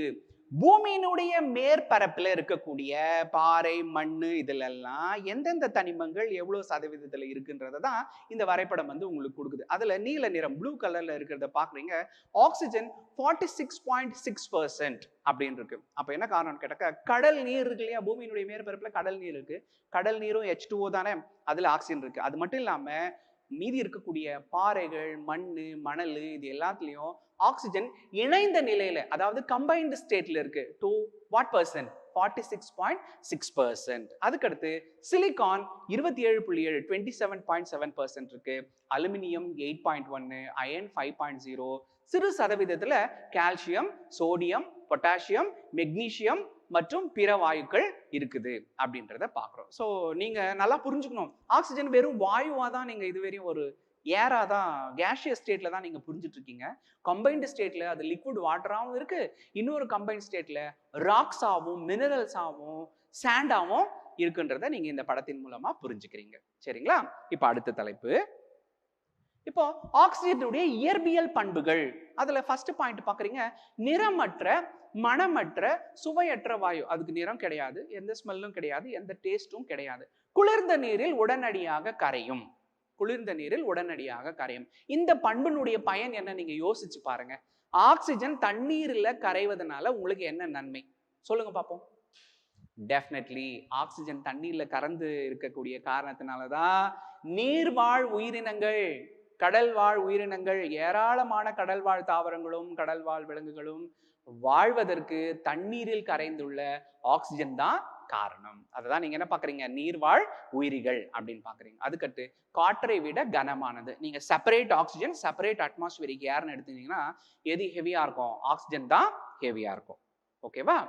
அடுத்த பாயிண்ட், குறைந்த வெப்பநிலை அழுத்தத்தால் திரவமாக்கலாம். எப்பவுமே ஒரு வாயுவை நீங்க லிக்விடா மாத்தணும், திரவமா மாத்தணும்னா low temperature and high pressure, குறைந்த வெப்பநிலை அதிக அழுத்தத்தை கொடுத்தீங்கன்னா ஆக்சிஜன் என்னவா மாறும், லிக்விட் ஆக்சிஜனா மாறும். அது மட்டும் இல்லாம எரிதலுக்கு துணை புரியும்.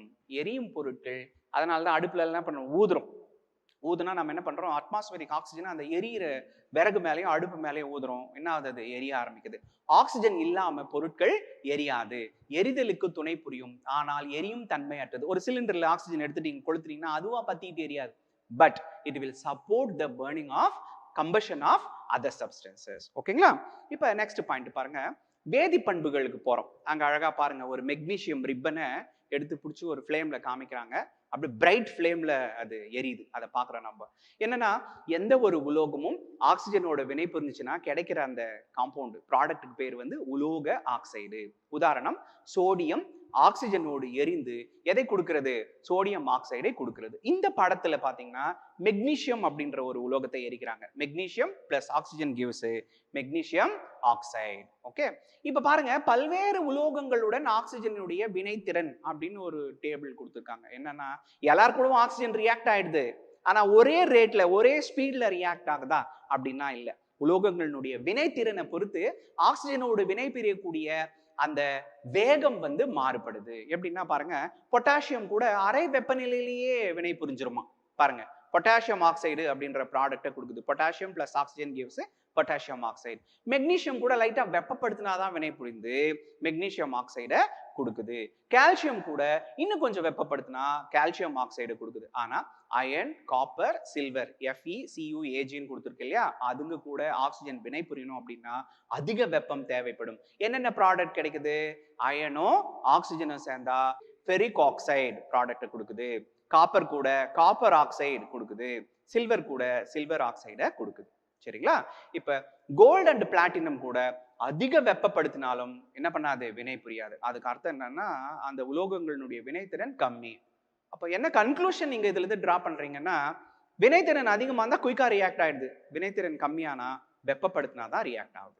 சரிங்களா? இப்ப அடுத்த தலைப்பு, அலோகங்கள் கூட எப்படி ரியாக்ட் ஆகுறாரு. அலோகம் பிளஸ் ஆக்சிஜன் கிவ்ஸ் அலோக ஆக்சைடு. உலோகம் மாதிரியே தான்.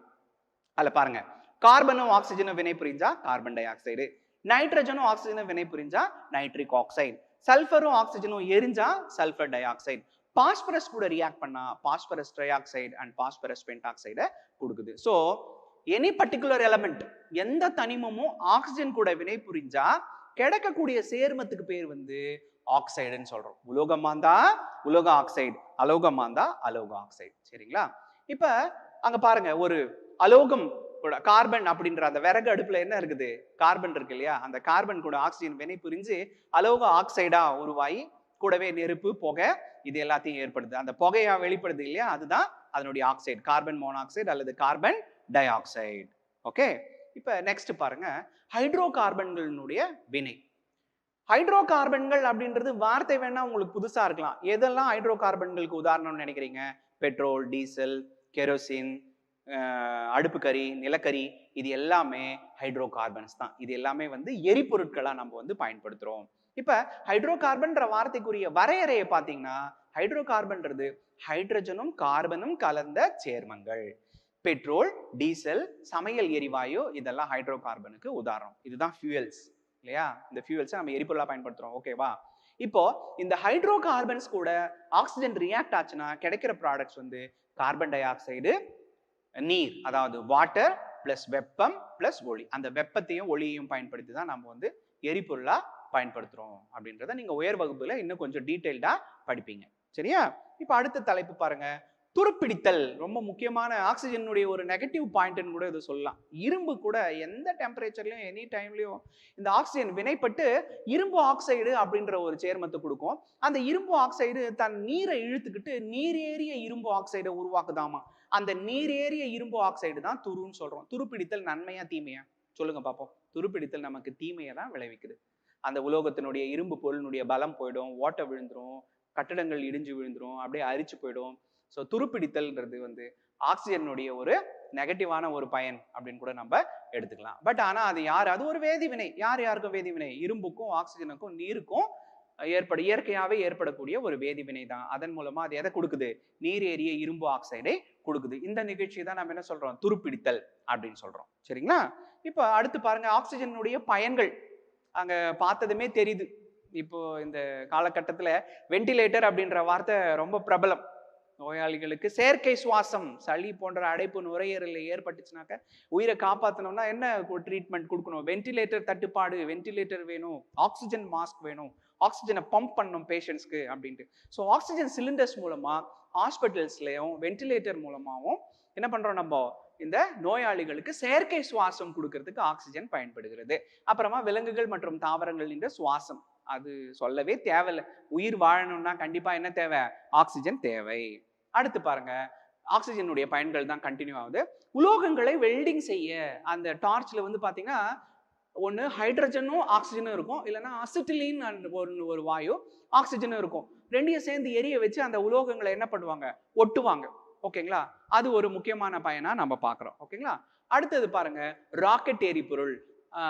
போன பாடத்திலேயே படிச்சிருப்பீங்க. Liquid oxygen and liquid hydrogen ரெண்டுமே ராக்கெட்டுகள்ல எரிபொருளாக பயன்படுகிறது அப்படின்றத பார்க்குறோம். ஆக்சிஜனுடைய வேறு பயன்கள் என்னன்னா, எக்கில் உள்ள கார்பன் மாசை நீக்க பயன்படுகிறது. 10ஆம் வகுப்புல படிப்பீங்க இதை பத்தி. கரித்தூளுடன் இணைந்து வெடிப்பொருள், இந்த பட்டாசு, இந்த மாதிரி நாட்டு வெடிகுண்டு இதெல்லாம் வெடிப்பொருள், பாறையெல்லாம் புழக்கிறதுக்காக வெடிப்பொருள்கள் பயன்படுத்துறோம் இல்லையா, அதுல தயாரிக்கிறதுக்கு கூட வந்து ஆக்சிஜன்னா ஏரா இருக்காது, அது ஒரு ஆக்சைடா போட்டு பேக் பண்ணுவாங்க, அதுல பயன்படுது. அப்புறமா மெத்தனால் மற்றும் அமோனியா. மெத்தனால்ன்றது ஒரு ஆல்கஹால், அமோனியான்றது ஒரு உரம் அமோனியம் சல்ஃபேட். இதெல்லாம் வந்து தாவரங்களுக்கு பயன்படக்கூடிய, பயிர்களுக்கு பயன்படக்கூடிய உரங்கள். அது தயாரிக்கிறதுலையும் எது பயன்படுது? நமக்கு ஆக்சிஜன் வாயு பயன்படுகிறது அப்படின்னு சொல்றோம். ஓகேங்களா? ஸோ இது வரைக்கும் நம்ம பார்த்தது என்னன்னா, வளிமண்டலம்னா என்ன, வளிமண்டலத்தில் இருக்கக்கூடிய முக்கியமான வாயுக்கள் என்னென்ன, அதுல ஆக்சிஜனுடைய பண்புகள், இயற்பண்புகள், வேதிப்பண்புகள், பயன்கள், இதெல்லாம் நம்ம பார்த்துட்டோம். சரிங்களா? இப்போ அடுத்த தலைப்பு நைட்ரஜன். இன்ட்ரடக்ஷன்ல நீங்க பாத்தீங்க, வளிமண்டலத்துல ஆக்சிஜனை விட அதிகமா 78% இருக்கக்கூடிய வாயு எதுன்னு கேட்டீங்கன்னாக்க நைட்ரஜன் தான். சரிங்களா? இப்போ இந்த நைட்ரஜன் என்னென்ன பண்புகள், என்னென்ன இன்ட்ரடக்ஷன் நைட்ரஜனுக்காக தேவைப்படுதுன்னு பாத்தீங்கன்னா, வளிமண்டலத்தில் அதிகமாக காணப்படும் வாயுவான். ஓகேவா? தாவரம் மற்றும் விலங்குகளின் வளர்ச்சிக்கு முக்கியமானது. ஏன்னா நமக்கு எப்படி புரோட்டீன் இம்பார்ட்டன்ட்னு சொல்றோம் நம்மளுடைய குரோத்துக்கு, அந்த புரோட்டீன்ல நைட்ரஜன் ஒரு பகுதி பொருள். அதே போல தாவரங்களுக்கு தேவையான ஊட்டச்சத்துல நைட்ரஜனும் ஒரு முக்கியமான பகுதி பொருள். ஓகே, அடுத்தது புரோட்டீன்களில் காணப்படக்கூடிய முக்கிய தனிமம், அதை தான் சொன்னோம். ஸோ பாடி பில்ட் பண்ணனா புரோட்டீன் தேவை. புரோட்டீன்ல முக்கியமா என்ன பகுதி பொருள் இருக்கு? நைட்ரஜன் இருக்கு. நைட்ரஜனுடைய குறியீடு என்ன? N. மூலக்கூறுவா எழுதணும்னா எப்படி எழுதணும்? N2. Okay, very good. அடுத்து இப்ப இந்த நைட்ரஜன் வாயு 1772ஆம் ஆண்டு ஸ்வீடன் நாட்டு அறிஞரான ஷீலே என்பவரால காற்றிலிருந்து பிரித்தெடுக்கப்பட்டதான். காற்றிலிருந்து அவர் பிரிச்சு எடுத்தாரா, நைட்ரஜன் ஒரு கேஸ் இருக்கு அப்படின்ட்டு. அதுக்கடுத்து நைட்ரஜன்ற வார்த்தைக்கு மீனிங் என்னன்னா, நான் நைட்ரைட்டை உருவாக்குகிறேன். ஏன்னா நைட்ரேட்ன்றது ஒரு சத்து பொருள், கரையக்கூடிய மண்ணில் தண்ணீர்ல கரையக்கூடிய ஒரு பொருள். அது அந்த நைட்ரேட்டை உருவாக்குவேன் அப்படின்றது தான் இந்த நைட்ரஜன்ற வார்த்தைக்கு மீனிங் அப்படின்னு சொல்றாங்க. சரிங்களா? மேற்கொண்டு மனித உடலில் நைட்ரஜன் பரவல் பார்க்கிறோம் நம்ம. மனித உடல்ல 4வதாக அதிக அளவுல காணப்படக்கூடிய தனிமம் இந்த நைட்ரஜன் இல்லையா? கார்பன் இருக்கு, எலும்புகள்ல கால்சியம், பாஸ்பரஸ் அதெல்லாம் இருக்கு. அதெல்லாம் போக 4th பிளேஸ்ல, நம்ம உடம்புல 4th பிளேஸ்ல அதிகமா காணப்படக்கூடிய தனிமம் இந்த நைட்ரஜன். நம்ம மொத்த பாடி வெயிட்ல 3% இருக்கான் நைட்ரஜன். சரிங்களா? அப்புறமா சனி கிரகம் இருக்கு இல்லையா, இந்த பிளானட்ஸ்ல சாட்டர்ன் பிளானட்னுடைய துணைக்கோள், அது பேர் வந்து டைட்டன். அந்த டைட்டனுடைய வளிமண்டலத்துல 98% நைட்ரஜன் இருக்குதாமா. சரிங்களா? அடுத்த பாயிண்ட் நைட்ரஜன் பரவல் தான். தனித்த நிலையில் N2 அப்படின்ற மூலக்கூறு வாயுவா இருக்குது. எப்படி நீங்க ஆக்சிஜனுக்கு O2ன்னு எழுதுறீங்களோ, தனியா எழுதுறீங்கன்னா சிம்பிள் O, N2 தனியா எழுதுனா நைட்ரஜனுக்கு சிம்பிள் N. மாலிக்யூலா மூலக்கூறா எழுதுனா என்ன சொல்லணும்? N2 அப்படின்னு சொல்லணும். இந்த N2 வாயு எப்படி வெளிப்படுதுன்னா, எரிமலை வாயு மற்றும் நிலக்கரியை எரிக்கும் போது அட்மாஸ்பியர்ல இந்த நைட்ரஜன் வாயுவானது வெளிப்படுது. சேர்ம நிலையில பொட்டாசியம் நைட்ரேட், சோடியம் நைட்ரேட், புரதம் அதாவது புரோட்டீன், என்சைம்ஸ் மற்றும் நியூக்ளிக் அமிலம். இந்த என்சைம்ஸ் அண்ட் நியூக்ளிக் அமிலம் 10th 12th தான் நீங்க படிப்பீங்க. நம்ம உடம்புல செல்லுல இருக்கக்கூடிய நியூக்ளியஸ்ல இருக்கக்கூடிய டிஎன்ஏ ஆர்என்ஏவை தான் நம்ம நியூக்ளிக் அமிலம்னு சொல்றோம். அது பார்க்கலாம், உயர் வகுப்புல பார்த்துக்கலாம். மற்றபடி முக்கியமான 2 சேர்ம பொருட்கள், நைட்ரஜன் இருக்கக்கூடிய இயற்கை சேர்ம பொருட்கள் யாருன்னு கேட்டீங்கன்னாக்கா பொட்டாசியம் நைட்ரேட் மற்றும் சோடியம் நைட்ரேட், அப்புறமா உடம்புல இருக்கக்கூடிய புரதம். இது எல்லாத்திலையும் நைட்ரஜன் எந்த நிலையில இருக்கு? சேர்ம நிலையில இருக்கு. அடுத்து நைட்ரஜனுடைய இயற்பியல் பண்புகளுக்கு போயிட்டோம் நாம. அதுல ஃபர்ஸ்ட் பாயிண்ட் பாக்குறீங்க, நிறமற்ற, மணமற்ற, சுவையற்ற வாயு. இந்த நிறமும் கிடையாது, மனமும் கிடையாது, சுவையும் கிடையாது. காற்றை விட சிறிதளவு லேசா இருக்குமா இது. நீங்க செப்பரேட் பண்ணீங்கன்னு வச்சுக்கோங்களேன், இது லைட்டா இருக்கும், அட்மாஸ்பியரிக் ஏர் வந்து கொஞ்சம் ஹெவியா இருக்கும்னு சொல்றாங்க. கொஞ்சம் தான் தண்ணியில கரையும். அப்புறமா மிக குறைந்த வெப்பநிலையில் நைட்ரஜன் திரவமாக மாறுகிறது. ரொம்ப லோ டெம்பரேச்சர்ல நீங்க ஹை ப்ரெஷர் கொடுத்தீங்கன்னா நைட்ரஜன் லிக்விடா மாத்தலாமா, பார்ப்பதற்கு நீரை போலவே இருக்குமா. இந்த நைட்ரஜன் வாயுவை நீங்க திரவமா மாத்தின பிறகு அது பார்க்க எப்படி இருக்கும்? தண்ணீரை போலவே இருக்கும். உறையும் பொழுது வெண்மையான திண்மமாக மாறுகிறது. இன்னும் நீங்க கூல் பண்ணி சாலிடா மாத்தினீங்கன்னா அப்படியே ஒயிட் ஃபிளேக்ஸா இருக்குமா இந்த நைட்ரஜன். ஆக்சிஜனை போலவே நைட்ரஜனும் லிட்மஸ் உடன் நடுநிலை தன்மையுடன் காணப்படுகிறது. அதாவது ஒரு குறிப்பிட்ட திரவம் அமிலமா காரமா அப்படின்றத டெஸ்ட் பண்றதுக்கு லிட்மஸ் டெஸ்ட்னு ஒண்ணு பண்ணுவாங்க. அதுல நடுநிலை தன்மைன்னு வந்துச்சுனாக்க அது அமிலமும் இல்லை காரமும் இல்லை அப்படின்னு வருமா. ஸோ நைட்ரஜன் திரவ நைட்ரஜனா இருந்தாலும் சரி, வாயு நைட்ரஜனா இருந்தாலும் சரி, அது அமிலமும் கிடையாது, காரமும் கிடையாது. அது என்ன தன்மை கொண்டது? நடுநிலை தன்மை கொண்டது. இப்ப இயற்பியல் பண்புகள் முடிஞ்சாச்சு. வேதி பண்புகளை பார்க்குறோம். வினைத்திறன் குறைந்த வாயு, மந்தமான வாயு தான், அவ்வளோ ஒன்றும் ரியாக்டிவ் கிடையாது. அழுத்தம் மற்றும் வெப்பநிலையில் மட்டும்தான் வினை புரியும். இதை வேற தனிமத்தோட நீங்க வினை புரியணும்னாக்க அழுத்தமும் வெப்பநிலையும் கொடுத்தாதான் ரியாக்ட் ஆகும். தானாக எரியாது, எரிதலுக்கும் துணை புரியாது. இது தானா எரியாது, எரிதலுக்கும் துணை புரியாது. ஒரு முக்கியமான விஷயம், இப்போ எங்கேயாவது ஃபயர் ஆக்சிடென்ட், இப்போ காட்டு தீ இருக்கு, எங்கேயோ நெருப்பு பிடிச்சி எரியுது, குடிசைகள் தீ பிடிச்சி எரியுது அப்படின்னாக்கா நம்ம ஓரளவுக்கு கண்ட்ரோல் பண்ண முடியுது. ஃபயர் என்ஜினோ ஏதோ யூஸ் பண்ணி தண்ணியை ஊற்றி. இப்போ நைட்ரஜன் காத்துல கலக்காம நிறைய ஆக்சிஜனாவே இருந்ததுன்னு வச்சுக்கோங்களேன், நம்மளால தீயை கட்டுப்படுத்தவே முடியாது. ஸோ நைட்ரஜன் 78% இருக்கிற காரணத்தினால்தான் அது கொஞ்சம் ஆக்சிஜனை கண்ட்ரோல் பண்ணுது. ஆனா காரணம் வந்து இது தானா எரியாது, எரிதலுக்கும் துணை புரியாது. ஓகேவா? இப்போ அடுத்த பாயிண்ட் பாருங்க, உலோகங்கள் கூட வினை புரியுது. எப்படி நீங்க வந்து ஆக்சைடுன்னு பார்த்தோம் இல்லையா ஆக்சிஜன் பாடத்துல, அந்த மாதிரி நைட்ரஜன் வந்து உலோகங்கள் கூட வினை புரிஞ்சுச்சுன்னா நைட்ரைடுகள் அப்படின்ற ஒரு சேர்மத்தை கொடுக்குதான். Calcium plus nitrogen gives calcium nitride. அலோகங்கள் கூட வினை புரிந்து பாருங்க. முக்கியமா அதுல ஹைட்ரஜனை எக்ஸாம்பிளா கொடுத்துருக்காங்க. அலோகங்கள் கூடவும் வினை புரியுது. ஆனா இது எல்லாத்துக்குமே வந்து கொஞ்சம் வெப்பநிலை கொடுக்கணும். ஆக்சிஜன் மாதிரி இது ரியாக்டிவ் கிடையாது, ஸ்பான்டேனியஸா ரியாக்ட் ஆகாது. அதுக்கு தகுந்தாற் போல நீங்க வெப்பநிலையை கொடுத்தாதான் இந்த வேதி வினைகள் நடக்கும். உதாரணத்துக்கு பாருங்க, அலோகமான ஹைட்ரஜன் கூட வினை புரிந்து அமோனியா அப்படின்ற ஒரு சேர்மத்தை கொடுக்குது. ஓகே, இதை ஈக்குவேஷன் வடிவத்துல நீங்க பிராக்டிஸ் பண்ணலாம், புத்தகத்துல இருக்குது. எளிமையாக்கணுன்றதுக்காக உங்களுக்கு வார்த்தைகளால சமன்பாடு கொடுத்துருக்கேன். இன்னும் உயர் வகுப்புல போக போக நீங்க இதை ஈக்குவேஷனா மாத்தி ஃபார்முலா போட்டு ஈக்குவேஷன் எழுதி கூட பயிற்சி எடுத்துக்கலாம். சரிங்களா? அடுத்து பாருங்க, பயன்களுக்கு போயிட்டோம். திரவ நைட்ரஜன் குளிர்சாதன பெட்டிகள்ல கூலண்டா பயன்படுது. இந்த கம்ப்ரஸர் இருக்கும் இல்லையா ஃப்ரிட்ஜ்ல எல்லாம், அந்த ஏர் அதை கூலண்டா வந்து பயன்படுது அப்படின்றாங்க. அப்புறமா ஒளிரும் விளக்குகளில் நிரப்ப பயன்படுகிறது. காரணம் மந்தத்தன்மை அப்படின்றாங்க. இப்போ இந்த குண்டு பல்ப் இருக்கு இல்லையா, அதுல ஒரு ஃபிலமெண்ட் இருக்கும். அதுல நீங்க கரண்ட்டை பாஸ் பண்ண அது ஹீட் ஆகி அதுல லைட் ப்ரொடியூஸ் ஆகுது. இப்போ அந்த பல்புக்குள்ளார ஈவன் டியூப் லைட் இதுல எல்லாம் கூட பாத்தீங்கன்னாக்க ஆக்சிஜன் ஃபில்அப் பண்ண மாட்டாங்க. காரணம் என்னன்னா ஆக்சிஜன் வந்து ஒரு ரியாக்டிவான ஒரு கேஸ். உடனே ஆக்சிடேஷன் நடந்து என்ன ஆகும், அந்த ஃபிலமெண்ட் வந்து ரப்சர் ஆகிறதுக்கும் வாய்ப்பு இருக்கு, பல்பு பிளாஸ்ட் ஆகிறதுக்கு கூட வாய்ப்பு இருக்கு. அதனால அங்க வந்து ஒரு இனர்ட் அட்மாஸ்பியர், ஒரு மந்தமான சூழ்நிலையை கொடுக்கணுன்ற காரணத்துக்காக அங்க என்ன கேஸ் ஃபில்அப் பண்றாங்க, நைட்ரஜன் கேஸை ஃபில்அப் பண்றாங்க. சரிங்களா? அதே போல அமோனியா உரங்கள், உங்களுக்கு தெரிஞ்ச நைட்ரஜன் உரங்கள் சிலது சொல்லுங்க பார்க்கலாம். யூரியா, அமோனியம் சல்ஃபேட், இதெல்லாம் கேள்விப்பட்டிருப்பீங்க. இது எல்லாமே வந்து நெல் பயிர், கரும்பு, மற்ற விவசாய பயிர்களுக்கு ஊட்டச்சத்தை கொடுப்பதற்காக ஃபெர்டிலைசர், உரங்கள் அப்படின்னு படிச்சிருக்கோம், அதுக்காக பயன்படுது. அதுல முக்கியமானது யாருன்னு கேட்டாக்க அமோனியா. Formula NH3. NH3 என்றது எதை குறிக்குது? அந்த இடத்துல நைட்ரஜனை குறிக்குது. அமோனியா உரங்கள் தயாரிப்பதற்கு நைட்ரஜன் பயன்படுகிறது. அடுத்த பயன்கள் கொடுத்துருக்காங்க, இந்த படத்துல கொடுத்துருக்காங்க பாருங்க. ஃபெர்டிலைசர் யூரியா போடுறாங்க, பல்பு பாக்குறீங்க, திரவ நைட்ரஜன் பாருங்க அப்படியே கூலா லிக்விட் இல்லையா, நீங்க வெளியில எடுத்துட்டு வந்தாவே எவாபரேட் ஆகும். அது அந்த அளவுக்கு லோ பாயிலிங் லிக்விட். ஏன்னா நீங்க நைட்ரஜன்ல லிக்விடா மாத்தணும்னா ஹை ப்ரெஷரும் லோ டெம்பரேச்சரும் கொடுக்கணும்.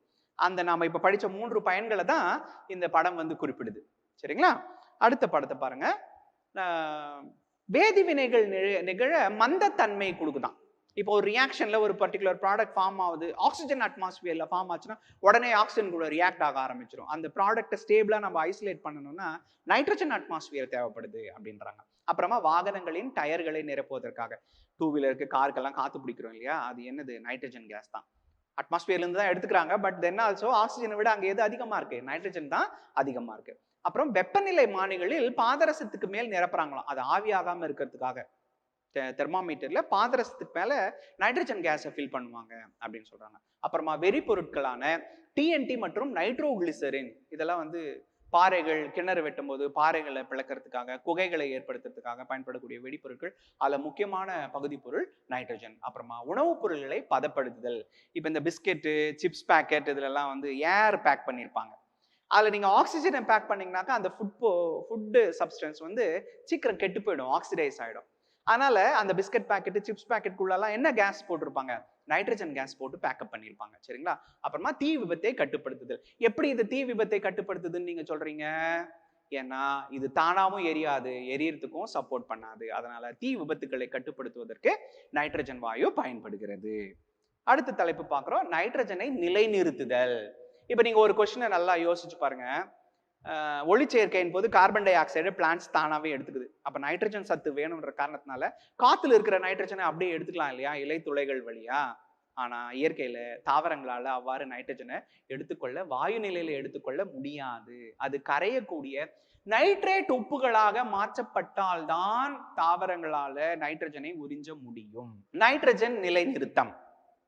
இப்ப தாவரங்கள் ஒளிச்சேர்க்கையின் போது கார்பன் டை ஆக்சைடு வாயுவை நேரடியாக வளிமண்டலத்திலிருந்து எடுத்துக்கொள்கிறது. நைட்ரஜன் சத்து தாவரத்துக்கு ரொம்ப முக்கியம் தானே.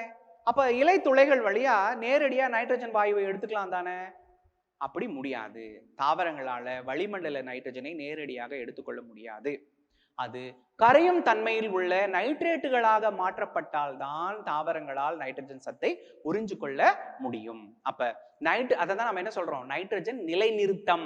அப்ப நைட்ரஜன் நிலைநிறுத்தம்ன்ற வார்த்தைக்கு மீனிங் என்னன்னா, காற்றில் உள்ள நைட்ரஜனை நைட்ரஜன் சேர்மங்களாக மாற்றும் முறையே நைட்ரஜன் நிலைநிறுத்துதல். ஓகேங்களா? அது எப்படி நடக்கும்? மழை, இடி, மின்னல் அப்படி ஏற்படும் போது நடக்கலாம். தாவரங்களினுடைய வேர் முண்டுகள்ல சில பாக்டீரியா, வேர் முடிச்சுல சில பாக்டீரியா இருக்கும். அந்த பாக்டீரியா நைட்ரஜனை நைட்ரேட்டா மாத்தி தாவரத்தினுடைய வேர்களுக்கு கொடுக்கும். இது எல்லாத்தையும் தான் நம்ம என்ன சொல்றோம், நைட்ரஜன் நிலைநிறுத்தம் அப்படின்னு சொல்றோம். சரிங்களா? சோ நைட்ரஜன் நிலைநிறுத்தம் என்பது காற்றில் உள்ள நைட்ரஜனை நைட்ரஜன் சேர்மங்களாக மாற்றும் முறை. ஓகே, இப்ப அது எப்படி எல்லாம் நடக்குது அப்படின்னாக்க பாத்தீங்கன்னா, இயற்கை மற்றும் செயற்கை நிலைநிறுத்தம் அப்படின்னு சொல்றாங்க. ஆர்டிபிஷியலாவும் நைட்ரஜனை நிலைநிறுத்தலாம், நேச்சுரலாவும் நைட்ரஜன் நிலைநிறுத்தம் நடக்குதாமா. எப்படின்னு கேட்டீங்கன்னா, இயற்கை நிலைநிறுத்தம்ன்றது லெகுமினஸ் தாவரங்களில் இருந்து அப்படின்னு கொடுத்துருக்காங்க. லெகுமினஸ் தாவரம், இந்த வேர்க்கடலை, பட்டாணி, இதனுடைய வேர்ல எல்லாம் பாத்தீங்கன்னா சின்ன சின்ன முடிச்சுகள் இருக்கும். அந்த வேர் முண்டுகள்ல வந்து சில வகையான பாக்டீரியா, நைட்ரஜன் ஃபிக்சிங் பாக்டீரியா அப்படின்னு சொல்லுவாங்க, நைட்ரிஃபையிங் பாக்டீரியா அப்படின்ட்டு. அந்த நைட்ரஜன் ஃபிக்சிங் பாக்டீரியா என்ன பண்ணும்னாக்க, பூமியினுடைய மேற்பரப்பில் இருக்கக்கூடிய நைட்ரஜனை நைட்ரேட்டா மாத்தி பூமிக்கு ஃபிக்ஸ் பண்ணும். அப்ப பூமியில ஃபிக்ஸ் ஆன பிறகு அந்த வேரானது அந்த நைட்ரஜன் சத்தை உறிஞ்சு கொள்ளும். அதுதான் லெகுமினஸ் தாவரங்களில் இருந்து அப்படின்னு சொல்றாங்க. அப்புறமா மின்னல் தோன்றுவதன் மூலமா தான், மின்னல் ஏற்படும் போது அந்த வெப்பத்தினால காற்றில் உள்ள நைட்ரஜன் ஆக்சைடுகளாக மாறி மழை தண்ணீரில் கரைந்து பூமிக்கு வந்து சேருது. அடுத்தது வந்து செயற்கை நிலைநிறுத்தம். செயற்கை நிலைநிறுத்தத்துல அமோனியா மற்றும் அமோனிய உப்புகளில் இருந்து, அதுக்கடுத்து நைட்ரிக் அமிலம், நைட்ரேட் உப்புகள். இதுவும் கிட்டத்தட்ட அப்படிதான். நைட்ரிக் அமிலத்தை நேரடியா நம்ம கொடுக்க முடியாது, அதுக்கு ஏற்றுக்கொள்ளக்கூடிய சதவீதத்துல ஃபெர்டிலைசர்ஸா மாத்தி நம்ம கொடுக்கறது தான் நைட்ரிக் அமிலம் மற்றும் நைட்ரேட் உப்புகள் அப்படின்றத சொல்றோம்.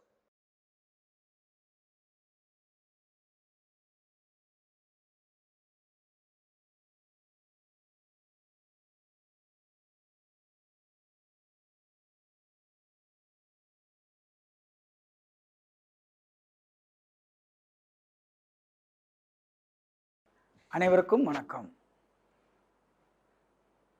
நாம் எந்த நாட்டில் வசிக்கிறோம்பா? நாம் வசிக்கக்கூடியது இந்திய திருநாடு. Very good. நம்மளுக்கு பக்கத்தில் உள்ள அண்டை நாடுகள் எதெல்லாம்? நம்மளுக்கு அருகில் உள்ள நாடு பாகிஸ்தான், அப்புறம் ஆப்கானிஸ்தான், அதுக்கப்புறம் நேபாளம், அதுக்கப்புறம் ஸ்ரீலங்கா, இலங்கை நாடு. சரி, இந்த நாடுகளில் என்னென்ன சமயத்தை பின்பற்றுகிறாருன்னு தெரியுமா? இலங்கையில் பௌத்த மதம்னாலும் சரி புத்த மதம்னாலும் சரி ஒன்று தான். அருகில் இருக்கிற நேபாள நாடு நேபாள இந்து மதத்தை பின்பற்றுகிறார்கள். அருகில் உள்ள இன்னொரு நாடு பாகிஸ்தான் நாடு, அது இஸ்லாம் மதத்தை தழுவுகிறது. அதுக்கப்புறம் ஆப்கானிஸ்தான் இஸ்லாம் மதத்தை தழுவுகிறது. அப்போ நம்ம நாட்டுக்கு ஏதாவது மதம் இருக்குதா? நம்ம நாட்டுக்கு எந்த மதமும் பின்பற்றுவது இல்லை. அப்போ இந்திய நாடு நமது அரசியலமைப்பு சட்டத்துப்படி எந்த சமயத்தையும் பின்பற்றுவது இல்லை. அதனால் சமய சார்பற்ற நாடு என்று சொல்லப்படுகிறது. அப்போ சமயம் சார்பற்று அப்படின்னா எந்த சமயத்தையும் சாராது என்று அர்த்தம். நாம் இன்று பார்க்கக்கூடிய தலைப்பு சமய சார்பற்ற நாடு, அதை பற்றி புரிந்து கொள்ளுதல், அதாவது சமய சார்பின்மையை புரிந்து கொள்ளுதல். ஆங்கிலத்தில் சொல்வதென்றால் செக்குலரிசம் அப்படின்னு என்று சொல்வார்கள். என்ன சொல்வாங்க? செக்குலரிசம் சொல்லுவாங்க. சமய சார்பின் நோக்கம் என்ன? சமய சார்பின்மையை எவ்வாறு புரிந்து கொள்ளுதல்? சமய சார்பின்மையின் முக்கியத்துவம் என்ன? இந்திய அரசியலமைப்பு சட்டத்தில் கூறப்பட்டுள்ள சமய சார்பின்மையின் அடிப்படை உரிமைகள்.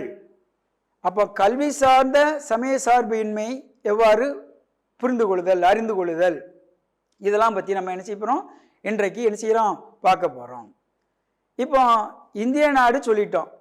இந்திய நாட்டில் என்னென்ன மதங்கள்லாம் தோன்றுச்சு தெரியுமா? சொல்லுங்க. எத்தனை மதம்? 5 இல்லை 4 மதம். இந்தியாவில் தோன்றிய 4 மதங்கள் எதெல்லாம்னா இந்து, அதுக்கப்புறம் சொல்லுங்க, பௌத்தம், சமணம், அப்புறம் சீக்கியம். இந்த 4 மதங்களும் இந்தியாவில் தோன்றிய மதங்களாகும். இந்த சமய சார்பினையை பற்றி முன்னாள் பாரத பிரதமர் பண்டிட் ஜவஹர்லால் நேரு அவர்கள் ஒரு கூற்றை சொல்றார். என்ன சொல்றாங்க அப்படின்னா, இந்தியா பல்வேறு நம்பிக்கைகளை சமமாக போற்றி மதிக்கப்படும் இடமாக இருக்கிறது. அதோடு மட்டுமில்லாமல் ஒரே தேசிய கண்ணோட்டத்தை கொண்டிருக்கிறது. இது பாரத பிரதமர் ஜவஹர்லால் நேருவின் கூற்று ஆகும். ஏற்கனவே சொன்ன மாதிரி இந்து, சமணம், பௌத்தம்னாலும் சரி, புத்தம்னாலும் சரி, சீக்கியம் ஆகிய 4 பெரு சமயங்களுடைய பிறப்பிடம், அதாவது தோன்றிய இடமே இங்கே தான். இப்போ நம்மளை ஆங்கிலத்தில் என்ன சொல்லுவாங்கன்னா செக்குலர் ஸ்டேட் அப்படின்னு சொல்லுவாங்க. அப்போ செக்குலர் ஸ்டேட் அப்படி என்றால் சமய சார்பற்ற நாடு. சமய சார்பின்மையின் நோக்கமானது சமய நம்பிக்கையை கொண்டவர்களும் மற்ற எந்த சமயத்தை சாராதவர்களும் அமைதியுடன் இணக்கமாக வாழ்வதற்கான சமூகத்தை சமய சார்பின்மை என்று சொல்கிறோம். இந்த சமய சார்பின்மை என்ற சொல் எதிலிருந்து எடுக்கப்பட்டது என்றால் லத்தீன் சொல் என்று எடுக்கப்பட்டது. அந்த செக்குலம் என்ற வார்த்தையிலிருந்து இந்த சமய சார்பற்ற செக்குலம் என்றால் அட் த ஏஜ். இதை முதல்ல வடிவமைத்தவர் யார் அப்படின்னா ஆங்கிலேய பத்திரிகையான ஜார்ஜ் ஜேக்கப் ஹோல்யோக் என்பவர் செக்குலரிசம் என்ற வார்த்தையை என்ன செய்தார், உருவாக்கினார். இந்த சமய சார்பற்ற அப்படிங்கிறப்பன்னா நவீன இந்தியாவின் சிற்பி, நம் நாட்டின் முன்னோடிகள் திரு ராஜாராம் மோகன் ராய், சர் சையத் அகமது கான், ரவீந்திரநாத் தாகூர், மகாத்மா காந்தி அவர்கள் மற்றும் பல்வேறு தலைவர்கள் சமய சார்பின்மையை பற்றி கூறியுள்ளார்கள். அப்போ சமய சார்பின்மை எதனை குறிக்கிறது? நீங்கள் கேள்விப்பட்டிருக்கீங்களா? சமய சார்பின்மை என்பது பிற மதங்கள் மீது, அதாவது கிறிஸ்தவ மதம் மீதோ, முஸ்லீம் மதம் மீதோ, பௌத்த மதம் மீதோ அந்த நண்பர்கள் மீது அவங்களுடைய ஒரு சகிப்புத்தன்மை. அந்த சகிப்புத்தன்மைன்னா ஆங்கிலத்தில் டாலரன்ஸ் சொல்லுவாங்க. அந்த அணுகுமுறை என்ன செய்யணும், எல்லாமே நம்பிக்கையோடு என்ன செய்யணும் இருக்க வேண்டும். அதோடு மட்டும் இல்லாமல் அந்த மக்களுடைய சார்ந்த குடிமக்களுடைய அமைதியாகவும் இணக்கமாகவும் வாழ பழகி கொள்ள வேண்டும், மனப்பாங்கு வேணும். அதோடு மட்டும் இல்லாமல் இந்திய திருநாடு எந்த சமயத்தையும் பின்பற்றுவதில்லை. அதாவது அரசாங்கமானது நடுநிலைமைத்தன்மையோடு மற்றும் சமத்துவ கொள்கையை என்ன செய்து கொண்டுள்ளது. இப்போ சமய சார்பின்மை என்பது பார்த்தோம்னா அரசையும் மதத்தையும் தனித்தனியாக பிரிக்கும் கோட்பாடாகும். இப்போ மதம் என்றால் என்ன?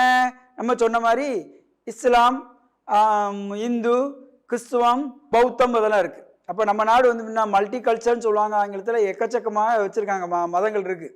அப்போ மெஜாரிட்டி மைனாரிட்டி அப்படிங்கலாம் இருக்குது. இப்போ பார்த்தோன்னா அது அரசுக்கு வந்து தனித்தனியாக பிரிக்கக்கூடிய கோட்பாடு. அப்போ ஒவ்வொரு குடிமகனும் நம்ம எல்லாரும் யார்? சிட்டிசன் ஆஃப் இந்தியா, இந்திய குடிமகன்கள். அப்போ நம்ம இந்திய குடிமகன்கள் அப்படின்னா நம்மளுக்கு எடுத்து பிளட்ஜ் எடுக்க மாதிரி நம்மளுக்கு என்ன இருக்கும்? மனசாட்சி. இந்த மனசாட்சி எப்படி இருக்கணும்? சுதந்திரமாகவும், அதோடு மட்டும் இல்லாமல் எப்படி இருக்கணும்? நம்பிக்கையாகவும், அதோடு என்னது பிற மதத்தை என்னது பரப்புதல், அந்த மதத்தை வந்து பரப்புதக்கூடியதாகவும் பின்பற்றுதலாகவும் சமயத்தின் மீது இருக்கக்கூடிய அக்கறை எல்லாமே என்னது அந்த மக்களுக்கு இருக்கக்கூடியதாக என்ன செய்யணும்? இருக்கணும். இப்போ இந்த மதம் பார்த்துட்டு இருக்கோம்.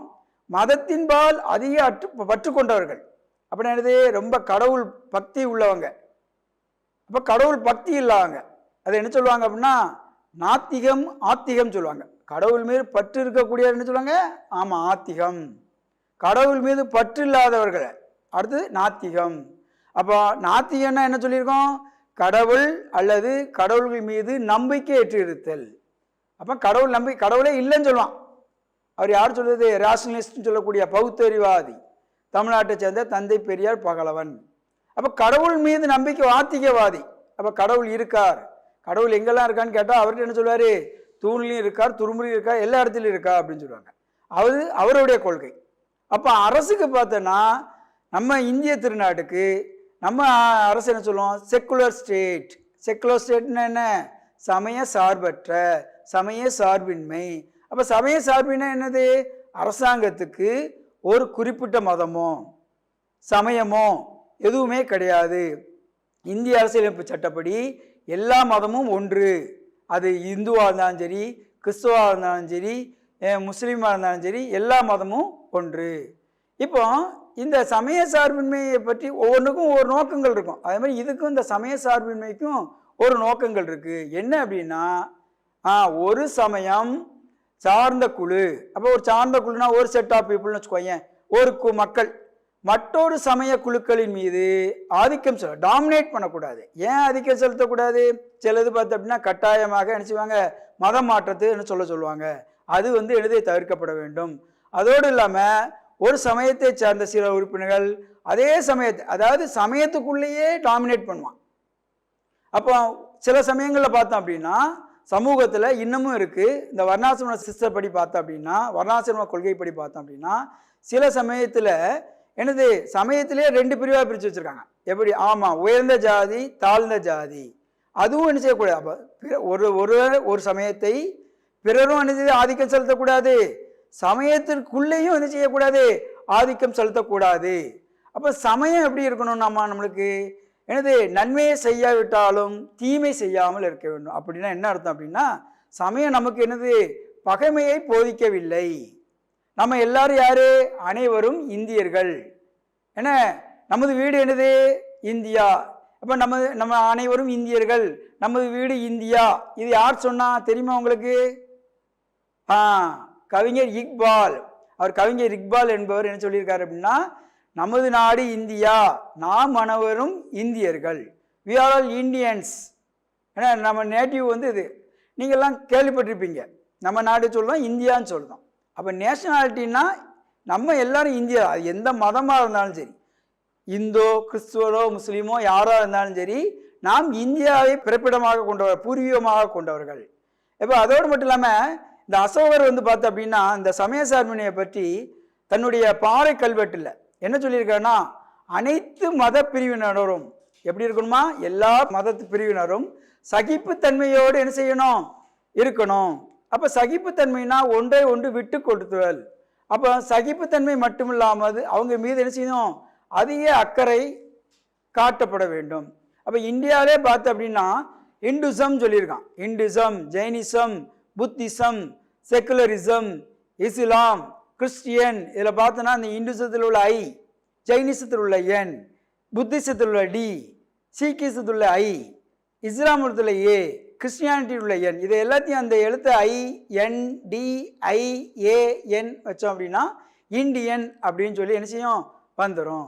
அப்போ சமய சார்பற்ற நாட்டினுடைய பண்புகள்னு பார்த்தோம் அப்படின்னா ஒன்று சுதந்திர கோட்பாடு, 2வது சமத்துவ கோட்பாடு, 3வது நடுநிலை கோட்பாடு. அப்போ சுதந்திரமாக கோட்பாடு என்றால் என்ன அப்படின்னா எந்த சமயத்தையும் அரசு பின்பற்றவில்லை, மக்கள் பின்பற்றி கொள்ளலாம். அப்போ சமத்துவ கோட்பாடு என்றால் என்ன அப்படின்னா, அரசு எந்த ஒரு குறிப்பிட்ட சமயத்துக்கும் எனது முன்னுரிமை அளிக்காது.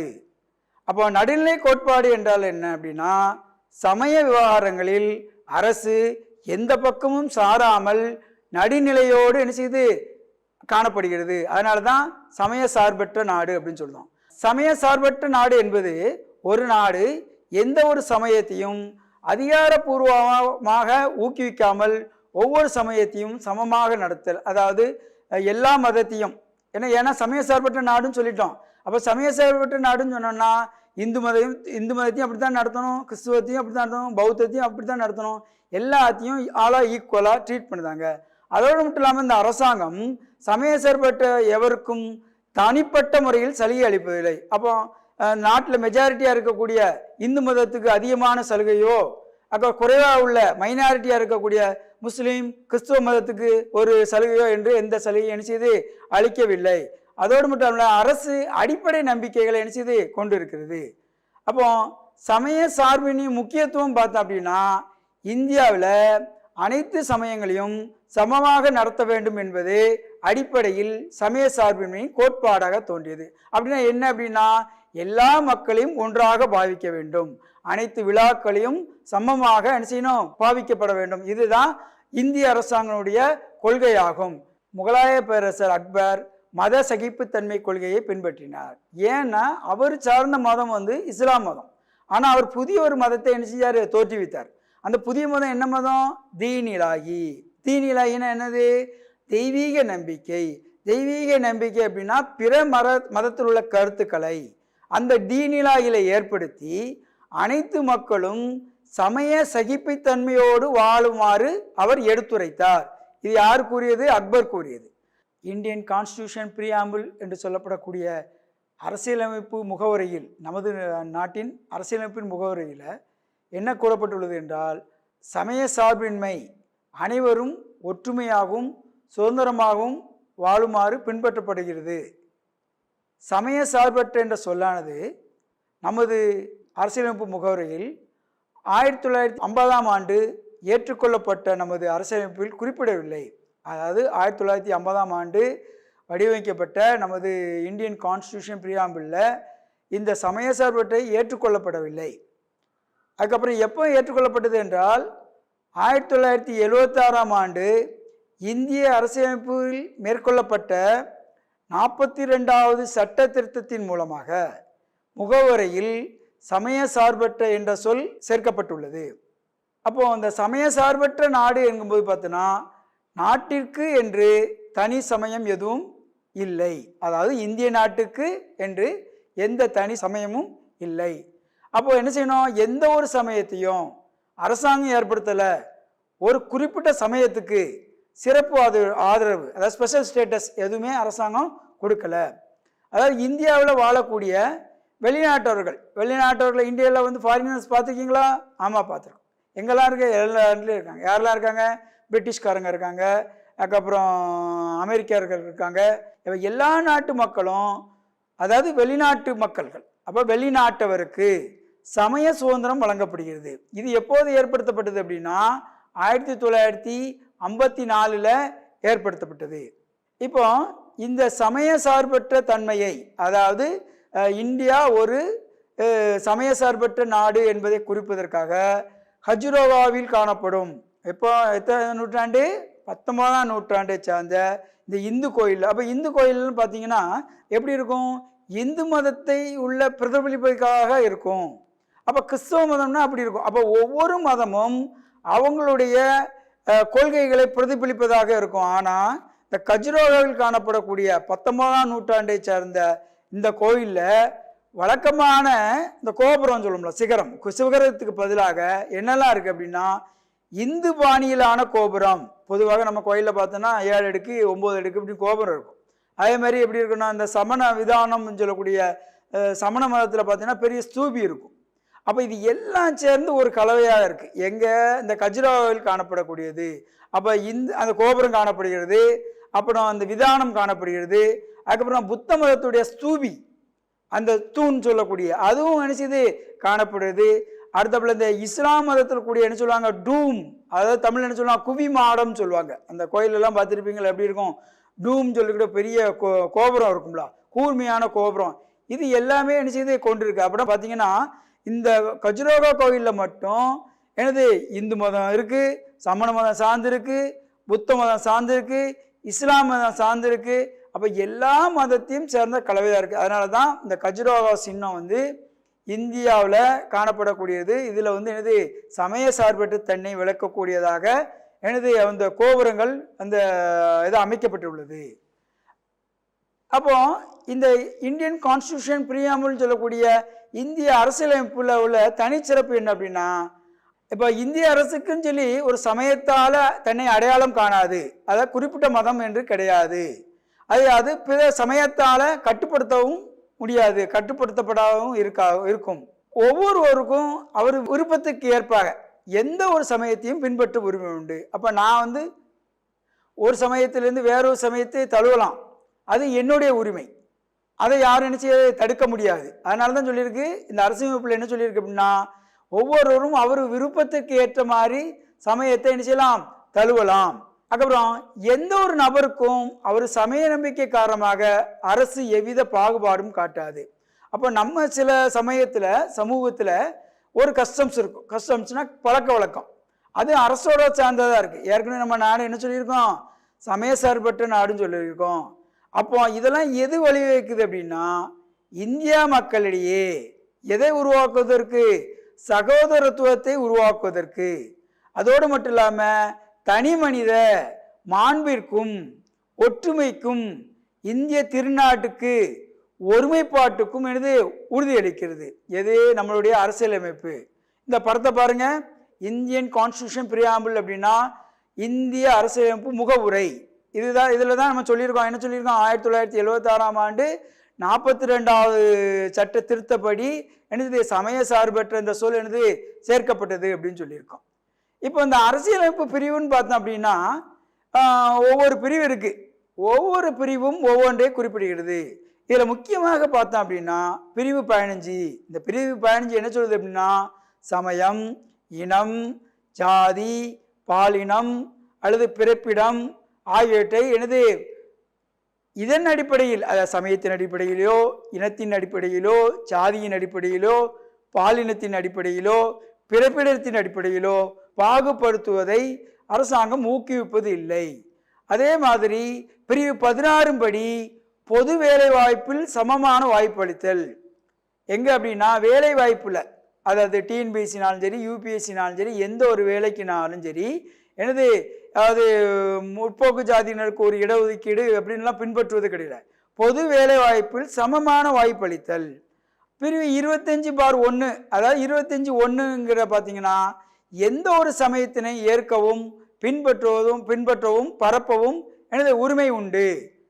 அடுத்தாப்புல பிரிவு 27 பார்த்தீங்க அப்படின்னா எந்த ஒரு குறிப்பிட்ட சமுதாயத்தையும் ஆதரிக்க அரசானது எந்த ஒரு குடிமகனையும் வரி செலுத்துமாறு வற்புறுத்தாது, அது வற்புறுத்தக்கூடாது. எப்படி அப்படின்னா எந்த மதமாக இருந்தாலும் சரி அரசாங்கம் வந்து அந்த குடிமகனை வந்து என்னது கட்டாயப்படுத்தாது. அதுக்கப்புறம் பார்த்தீங்கன்னா பிரிவு 28 சில கல்வி நிறுவனங்களில் மதம் சார்ந்த நடைபெறும் சமய போதனைகள் அல்லது சமய வழிபாடுகள் நிகழ்ச்சியில் கலந்து கொள்ளாமல் இருக்கும் உரிமை. அப்போ பார்த்தீங்கன்னா பொதுவாக பார்த்தீங்க அப்படின்னா கிறிஸ்தவ மதத்தில் சில கோட்பாடுகள் இருக்கும், இஸ்லாம் மத கல்வி நிறுவனங்களில் சில கோட்பாடுகள் இருக்கும், கிறிஸ்துவ மத கல்வி நிறுவனங்கள் என்னது கோட்பாடு இருக்கும். அதில் வந்து கிறிஸ்தவர்கள் அல்லாது பிற மதத்தினர் என்னது பங்கு பெறாமல் இருக்கலாம். அதை தான் சொல்லியிருக்கு, சமய வழிபாடு நிகழ்ச்சிகளில் கலந்து கொள்ளாமல் இருப்பதற்கு யாருக்கு இருக்கு, அந்த மதத்தை தவிர பிற மதத்தை சார்ந்தவர்களுக்கு உரிமை இருக்கிறது. எதில் கூறப்பட்டுள்ளது, பிரிவு 28 கூறப்பட்டுள்ளது. அப்போ கல்வியில் பார்த்தீங்கன்னா சமய சார்பின்மை என்பது பொது கல்வியை அனைத்து சமய ஆதிக்கத்திலிருந்து விடுவிப்பது ஆகும். அப்போ சமய சார்பற்ற கல்வி நிறுவனத்துடைய நோக்கங்கள் பார்த்தோன்னா அப்போ குறுகிய மனப்பான்மையும் சக்தி வாய்ந்த ஆற்றல் மற்றும் அறிவான நோக்கத்தை உருவாக்குவதாகும். அப்போ கல்வி வந்து ஒரு குறுகிய மனப்பான்மை, ஒரு குறிப்பிட்ட அளவு மக்களுக்கு மாற்று இருந்துடக்கூடாது. இது வந்து எனது மனித ஆற்றல், இந்த மனித ஆற்றல் வந்து எனது எல்லாருக்கும் பயன்படுத்த மாதிரி அறிவான நோக்கத்தை உருவாக்குவதற்கு வழிவகை செய்ய வேண்டும். அதுக்கப்புறம் பார்த்தோம்னா சுதந்திரம், சமத்துவம், சகோதரத்துவம் மற்றும் கூட்டுறவு வாழ்க்கை போன்ற மக்களாட்சியின் மதிப்புகளை பலப்படுத்துவதற்கு வாழ்க்கை குறித்த பரந்த பார்வை அளிக்கப்பட்டுள்ளது. அப்போ சமத்துவம்னா என்ன? எல்லாரும் சமத்துவமாக இருக்கணும். சுதந்திரமா என்ன? பிற மத கருத்துக்களை சுதந்திரமாக என்ன பரப்ப வேண்டும். இப்போ சகோதரத்துவம்னா என்ன? பிற மதத்தினுடைய மக்கள்கள் எல்லாரும் என்ன செய்யணும்? ஒன்று கொண்டு சகோதரர்களாக இருக்கணும். அதுக்கப்புறம் கூட்டுறவு வாழ்க்கை, அப்போ எல்லா மக்கள்கள் எல்லாரும் என்ன செய்யணும்? ஒன்றுக்கு ஒருவர் விட்டு கொடுத்து எல்லாரும் ஒற்றுமையுடன் என்ன செய்யணும்? வாழ வேண்டும். இதைத்தான் என்னது நம்மளுடைய முகவுரை என்னது குறிப்பிட்டுள்ளது. அடுத்து பிறரை பாராட்டப்படுதல் வேண்டும். எப்படி ஒரு நல்ல செயல் செஞ்சால் அவர் என்ன செய்யணும்? பாராட்டப்பட வேண்டும். அது எப்படி இருந்ததுன்னா நம்ம மற்றவருடைய நிலையில இருந்து என்ன செய்யணும்? புரிந்து கொள்ளக்கூடிய என்னது மனப்பான்மை நம்மளுக்கு என்ன செய்யணும்? வேணும்.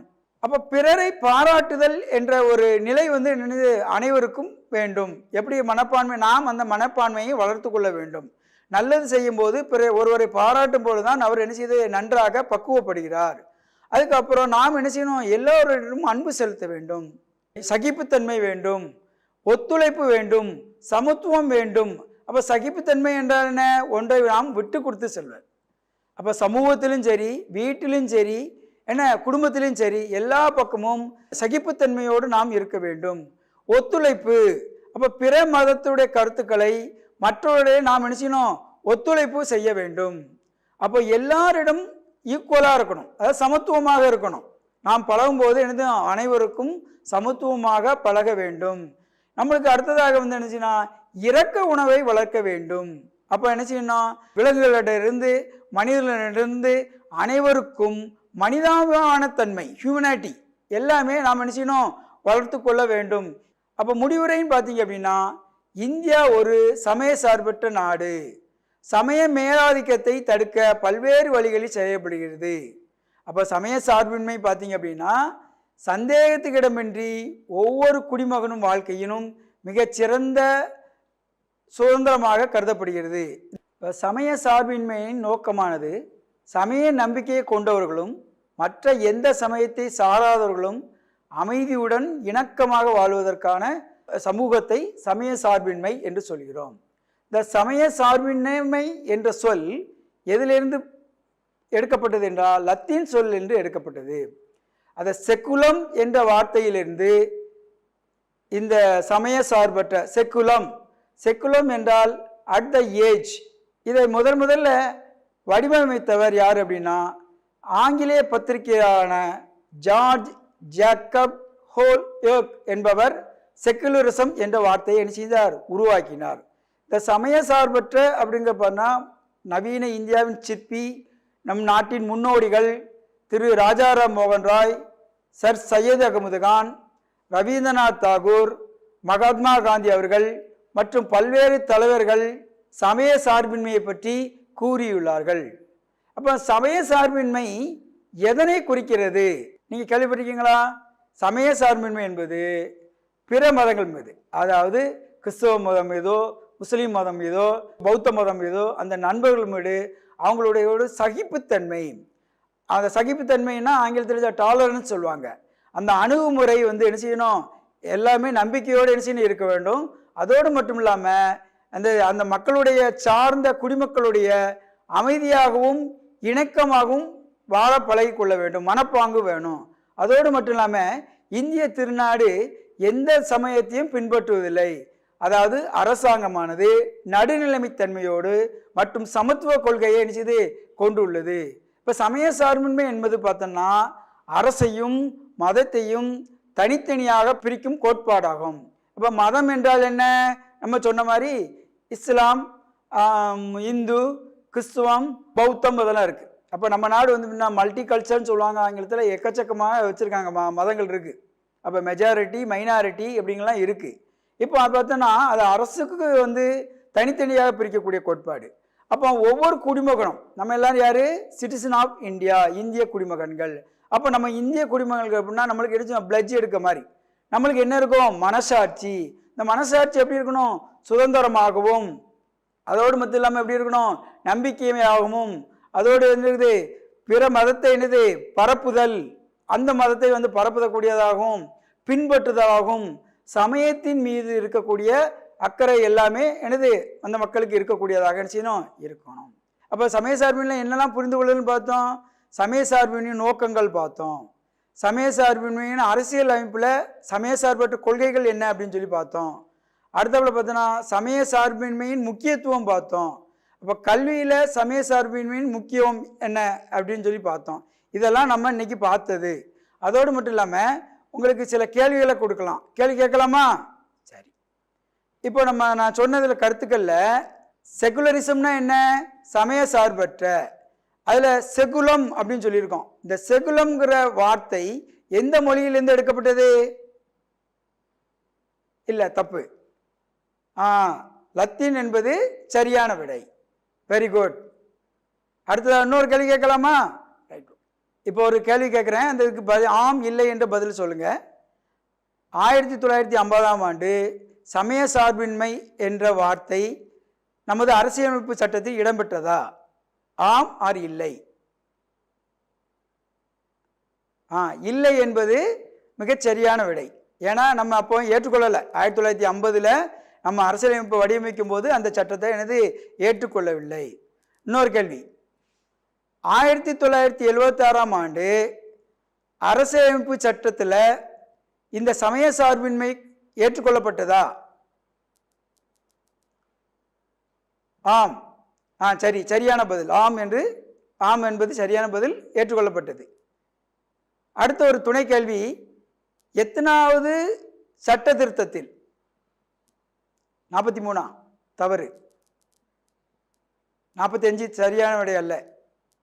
42 என்பது மிகச் சரியான விடை. மாணவர்களுக்கு ஒரு செயல்பாடு, உங்கள் வீட்டில் உள்ள நாள்காட்டி இருக்கும். அந்த நாள்காட்டியில் பார்த்தீங்க அப்படின்னா பல்வேறு சமய விழாக்கள் இருக்கும். இந்த பல்வேறு சமய விழாக்களை குறிப்பெடுத்துக்கொள்ளுங்க. அதில் ஏதேனும் ஒரு சமய விழாக்களை பற்றி 250 வார்த்தைக்கு மிகாமல் ஒரு கட்டுரை எழுதி உங்கள் அப்பா அம்மாட்ட யார்ட்டையாவது காட்டி கரெக்ஷன் பண்ணிடுறீங்களா? ஓகே, தேங்க்யூ, நன்றி.